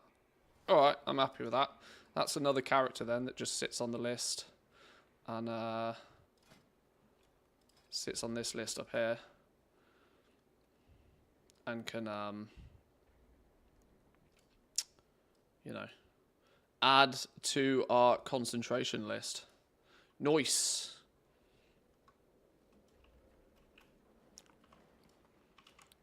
Let's clear our bags a little bit.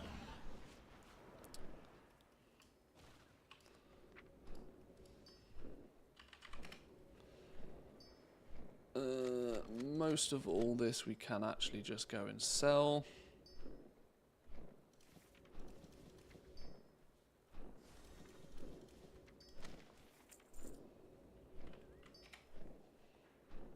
Bank characters responsible for selling all of this anyway.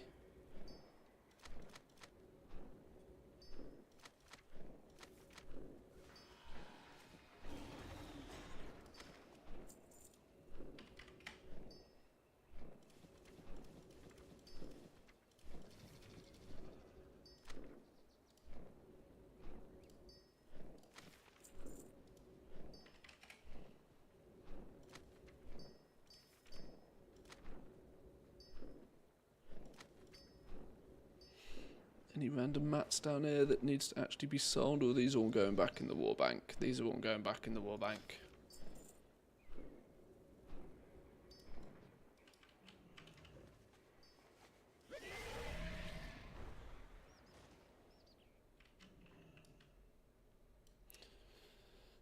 Can you explain why you went a bit all round instead of maxing a full tree? Well, it's either, you know, put all your eggs in one basket or spread yourself out wide a little bit. With these characters, what I basically want to do is be able to log onto them and just cherry pick whichever craft gives me the best returns on my concentration. If you hyper focus in one direction, for example, I could have not put any points here and instead put them into like wondrous weapons, just for example. I could have gone full into one direction.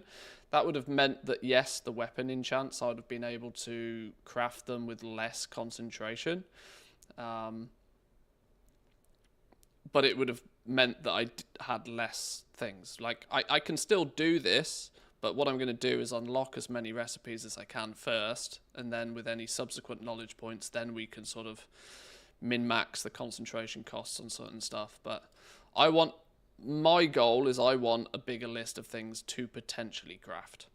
It means if one market completely tanks for whatever reason, if 500 people all make an enchanter and all put points into here and all smush the profits into the floor, I'd want to be able to then go, okay, fine, I'll make this instead, sort of thing. It's just a different way of approaching it.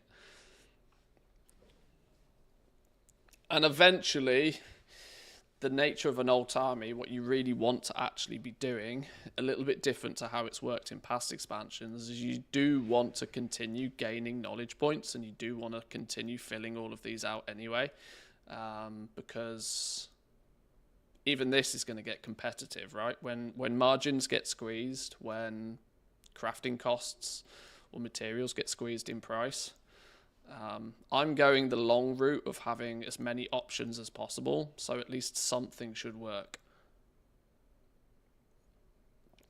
It might not necessarily be the 100% best profit today, but these characters should last a little bit longer and be a little bit safer if there's any wild market changes, I hope. But, you know, it's all a bit guesswork, really. My directive is to They're mostly sell you. considered disposable characters anyway, so it's not a character that I'm doing anything particularly important on.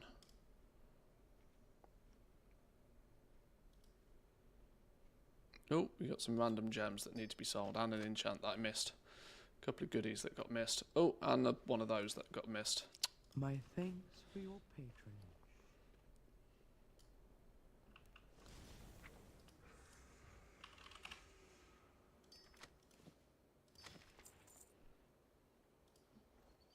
There we go. So that character's now, for the rest of his days, just going to be a simple log on when his concentration is capped. Grab a few cheeky, easy patron orders if they exist, and move on.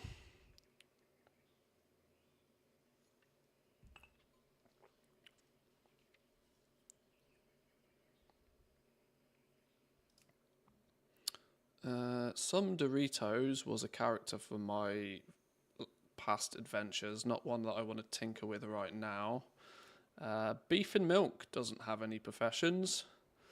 Let's give Beef and Milk some professions. The question is do we just copy paste what we did with Nerf Frogs, or do we try something different on this dude? I'm tempted just to copy paste. How do you catch up with enchanting? Is it just disenchanting? Yeah. I got 57 catch-up points today on a brand new fresh character. That number's probably going to go up every week, but it's 57 right now. Oh god, this is a character that I've actually played with before. He's got 313 gear. Oh god, that's not good for a level 70, is it? Let's hope this dude doesn't have to get in combat ever. Sure. Does that mean his bags are atrocious? Oh my lord, okay. I wasn't prepared for this. I did not realise I'd played this character before. Only the finest goods. Clearly not very well. Just put all the shit in there for now.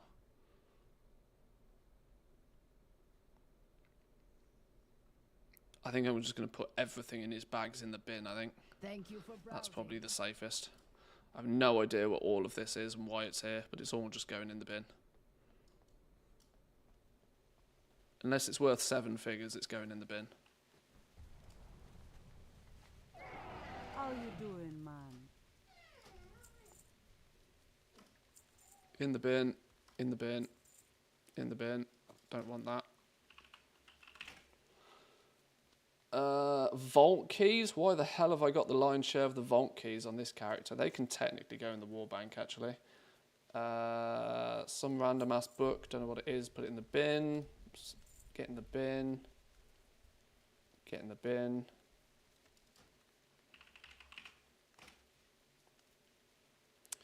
In the bin.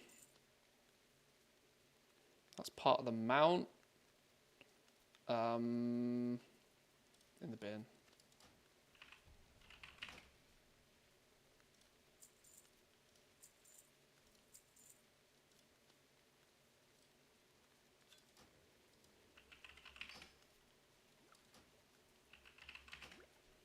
I don't want any of this stuff.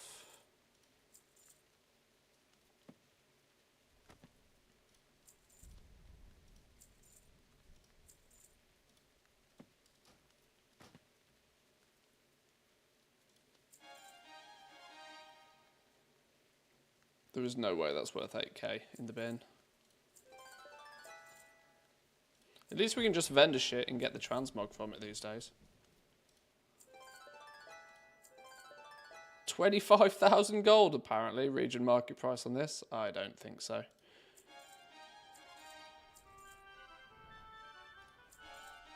Red Havoc boots, no.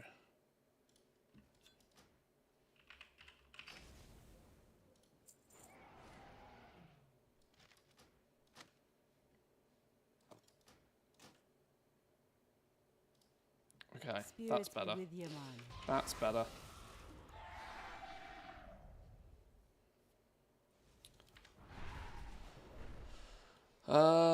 Where the hell are we going here, actually? Oh dear, that's not great, is it?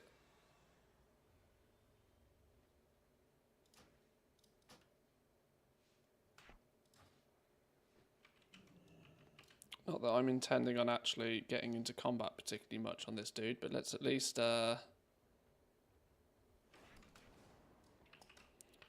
get some of this looking sensible.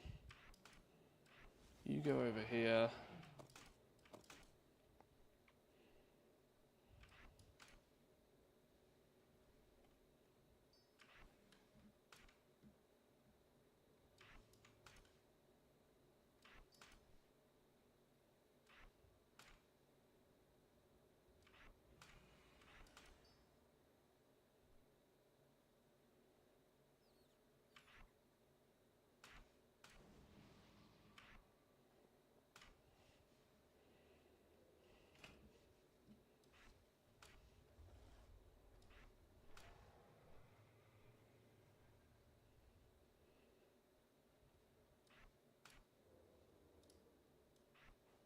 Oh, we've actually got pet heal on the bars for once. Makes a change. Okay, that'll do. That'll do.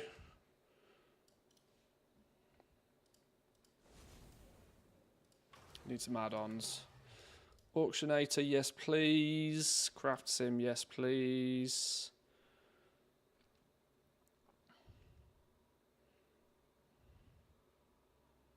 Don't need monkey speed particularly. Loot appraiser reloaded. I don't think I want that. No mats, no make we need.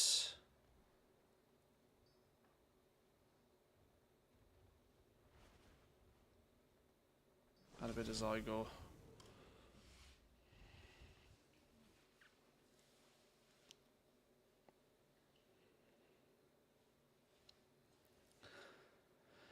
Yeah, Darkmoon cards will give guaranteed knowledge points when disenchanted, yeah, because they're epic.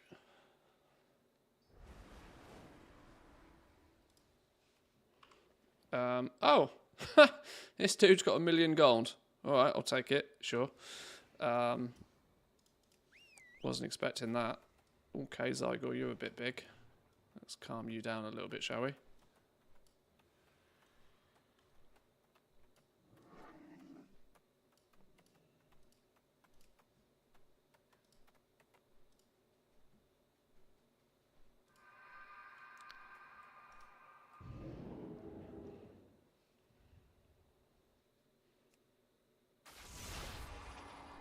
Another vision. You saw it too. They're growing Skip. stronger. Oh, must remember to change Hearthstone, actually. I forgot to do that last time.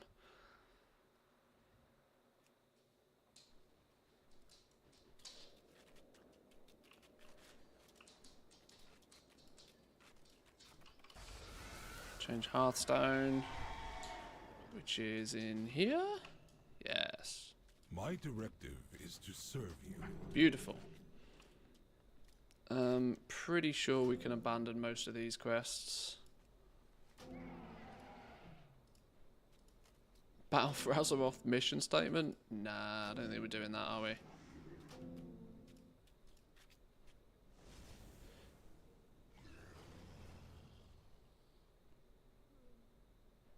I don't know why it still says I haven't got those. I don't know. I'm pretty sure I've done that quest about 1 million times. Maybe I haven't. Right. Where did we start with this? We started with profession tools, didn't we? No, we didn't. We pick up the professions. The name of your Tauren? What, beef and milk? That's what he makes. Communication initiated. Resume. We are the Titan's bedrock and foundation. Return. Let's go grab some profession tools. I have calibrated my prices to be reasonable.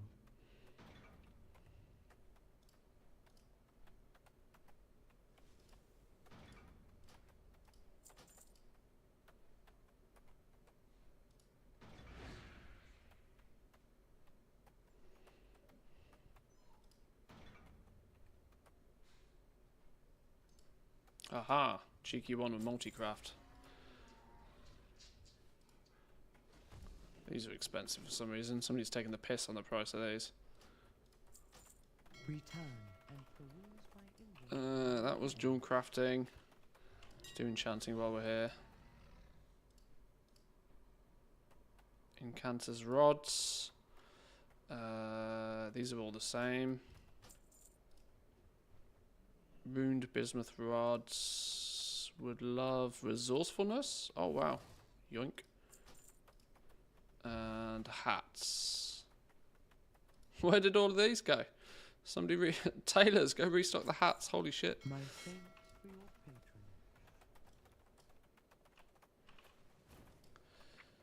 Some dodgy milk if it's from a male Tauren. Hey, look, ask no questions. Get no silly answers.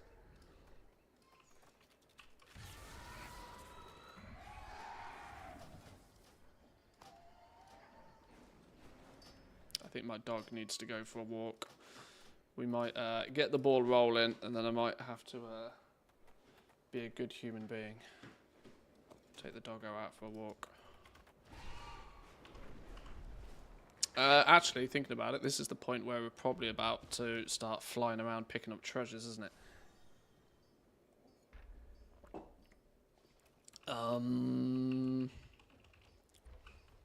Can we do some cheeky, easy leveling before we do that? The core way must Can I level jewel crafting real fast?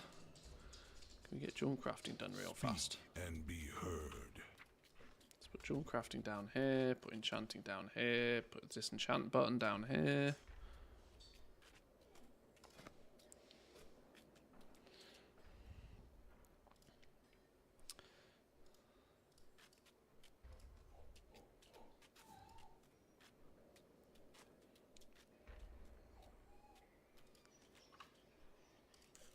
Running out of ambers, apparently.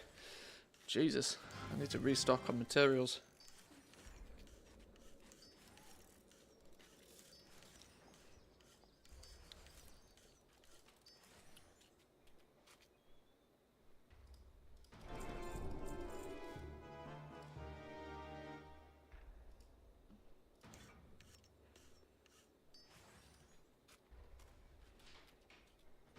wow, I genuinely am.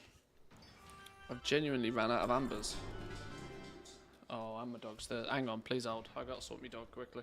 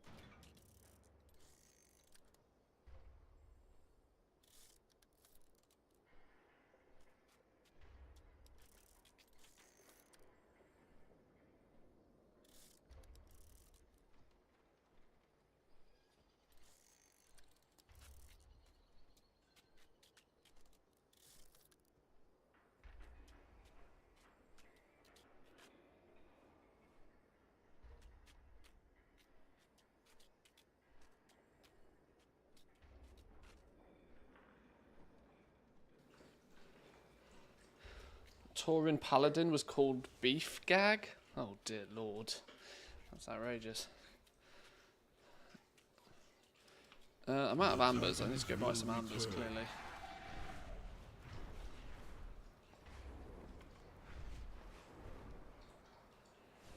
This is one of those times where having a longbow would make things much easier. Goods for outlanders.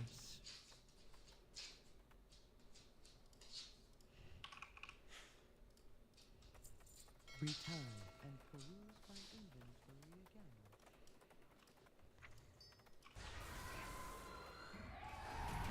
again. Not the worst name I've seen. People pick some outrageous names in this game. It's genuinely one of the hardest things about starting a new character, you know. Picking a new character name. Work I hate it. cycle interrupted. Oh, okay, you're not going to let me open... Oh, there we go. One of these was on a first time craft, wasn't it? No, what's this filter?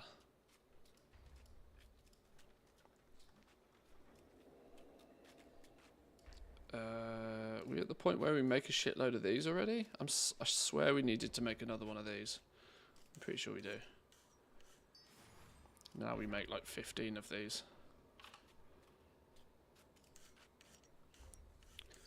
Oh, right, shards.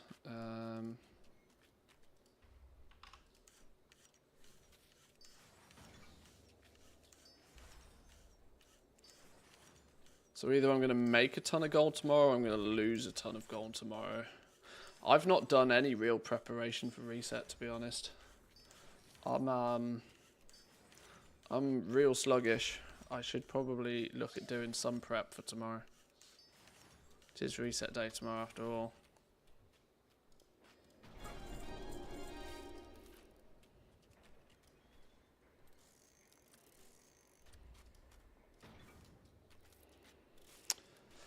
There's part of me that doesn't totally want to harvest first time crafts until I can actually spend the spec points as well. Means I do need to fly around and pick up some treasures and stuff. We will continue.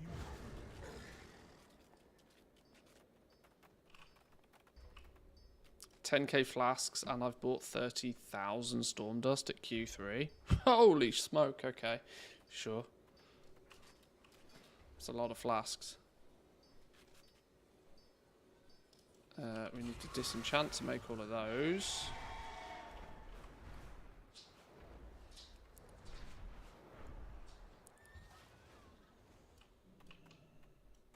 My directive is to serve you. Oh, actually, we want to buy the symbiosis cards.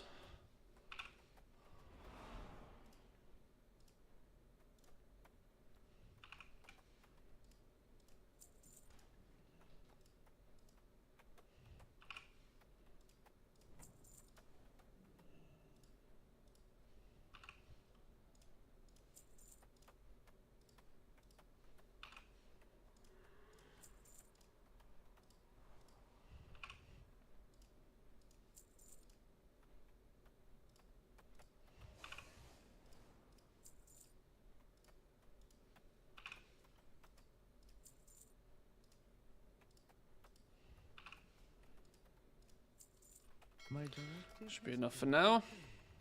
Maybe, possibly. How do you prep for reset?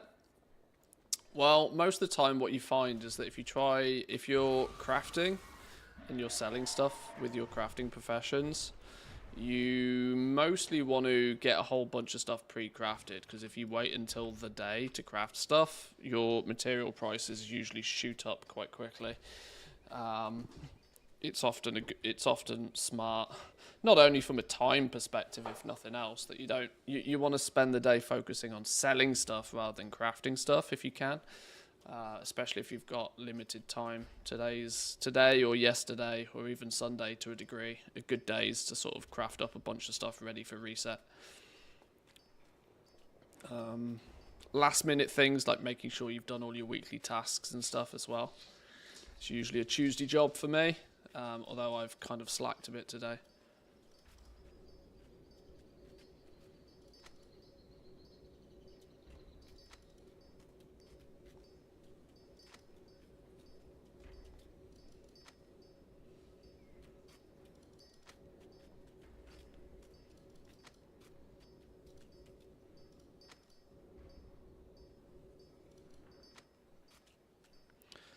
Warbank stores 100 mil.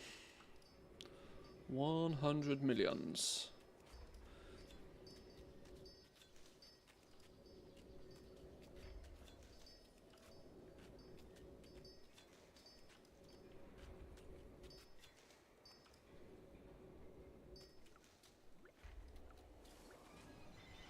Right, there's me big crystal. What is your command? May rook nor ram take you far.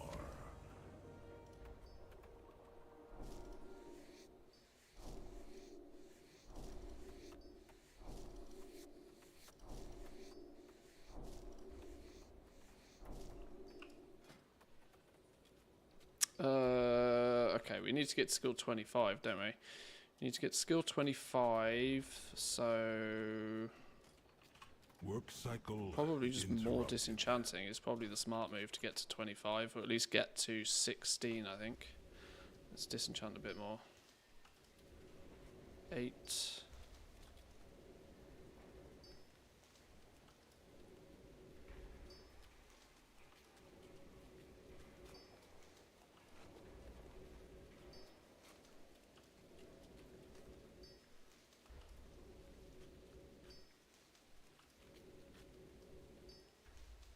Is it 15? No, it's 16. If you can get to 16 with disenchanting, you're good. Because then you make 3 rods and you hit 25.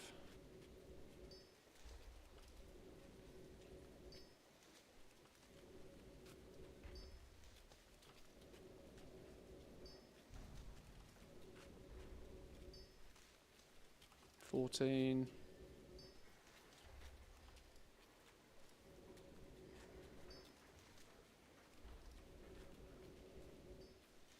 Oh, come on, it's left me short.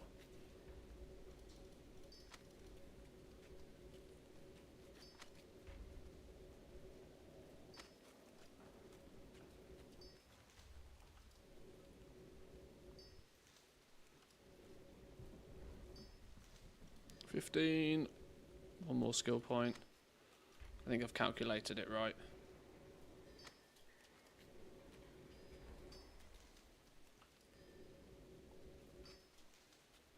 No, never lucky.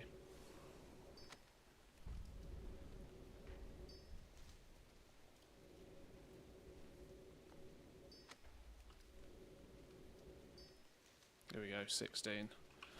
Buy 3 rods. I have calibrated my prices to be reasonable. Return and peruse my inventory again.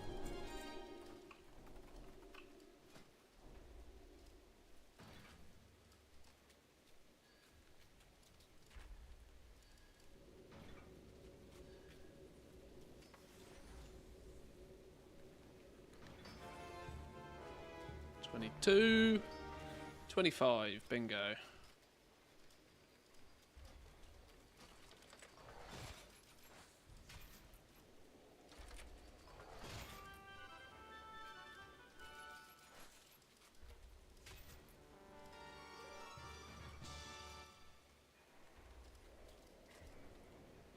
Ah, we can't make these at Q2 now, can we? Oh well.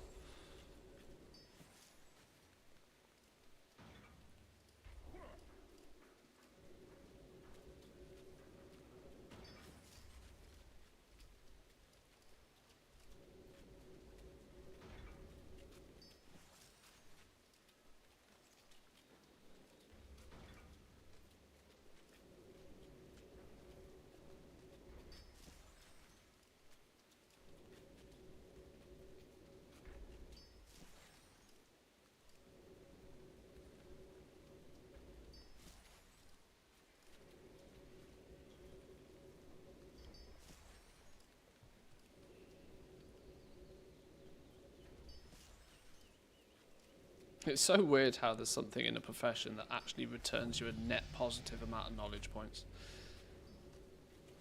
That clearly can't have been planned. No, nobody would have made the game. And you know what? We'll give people more recipes than it costs to get the recipes.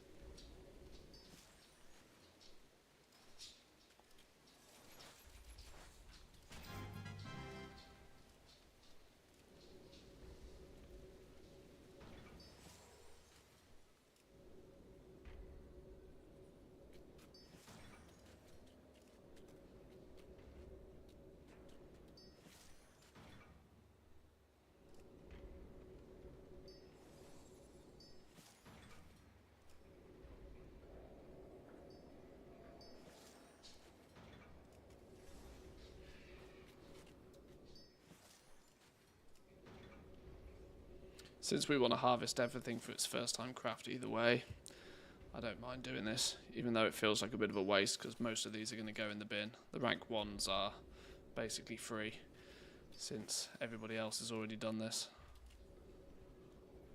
But the knowledge point's worth it. Got to 47. We are the Titan's bedrock and foundation. Resuming work cycle.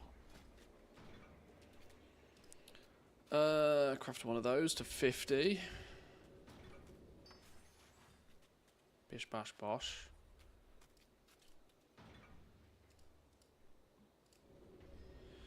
These go up to 55, I think.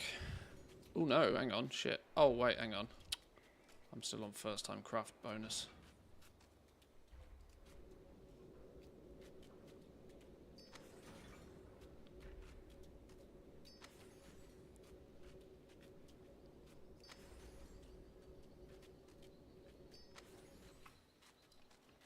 Speak and be heard.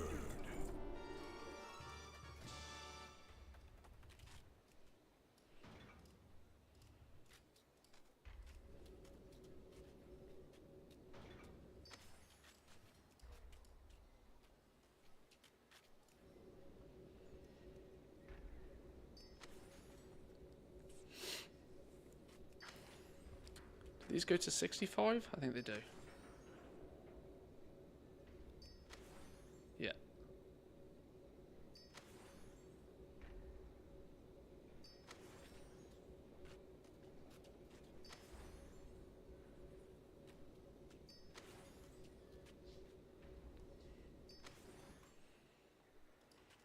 The core way must So there's be nothing left in there. Harvesting first time craft bonuses is probably the play next. We're at 65. We'll probably get to 70 by crafting some of these. We're not going to unlock 75 yet, but we should be able to go unlock you. Unlock you. We need to go out, pick up some treasures, do a bunch of stuff. Can we disenchant a bunch of shit now? No, because we've got to go get the treasures first. Okay, that's about as far as we're going to take that for now. So we've got dual crafting and enchanting mostly leveled now at least. Even though we haven't done the knowledge point side of things with them. Okay, it's at this point I need to actually take a bit of time to go fly around and pick up some treasures. But, boys and girls, I'm going to leave it there for today. I need to take my dogs out for a walk either way. So I'm going to leave it there. Tomorrow's reset day. So we won't be messing around too much with concentration alts or doing anything like that tomorrow, I don't think. Tomorrow's going to be probably a day of, well, in fact, I don't even know.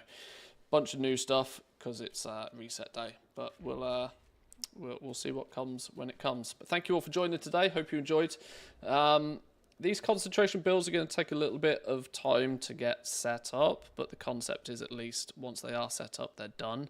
That's the plan at least anyway. So, yeah, thanks for joining. Come say hi on the Discord if you're not already there. Give the stream a like if you're over on Team YouTube. Consider hitting that follow button if you haven't already on Team Twitch. And I'll catch you all tomorrow. Have a good one. Peace.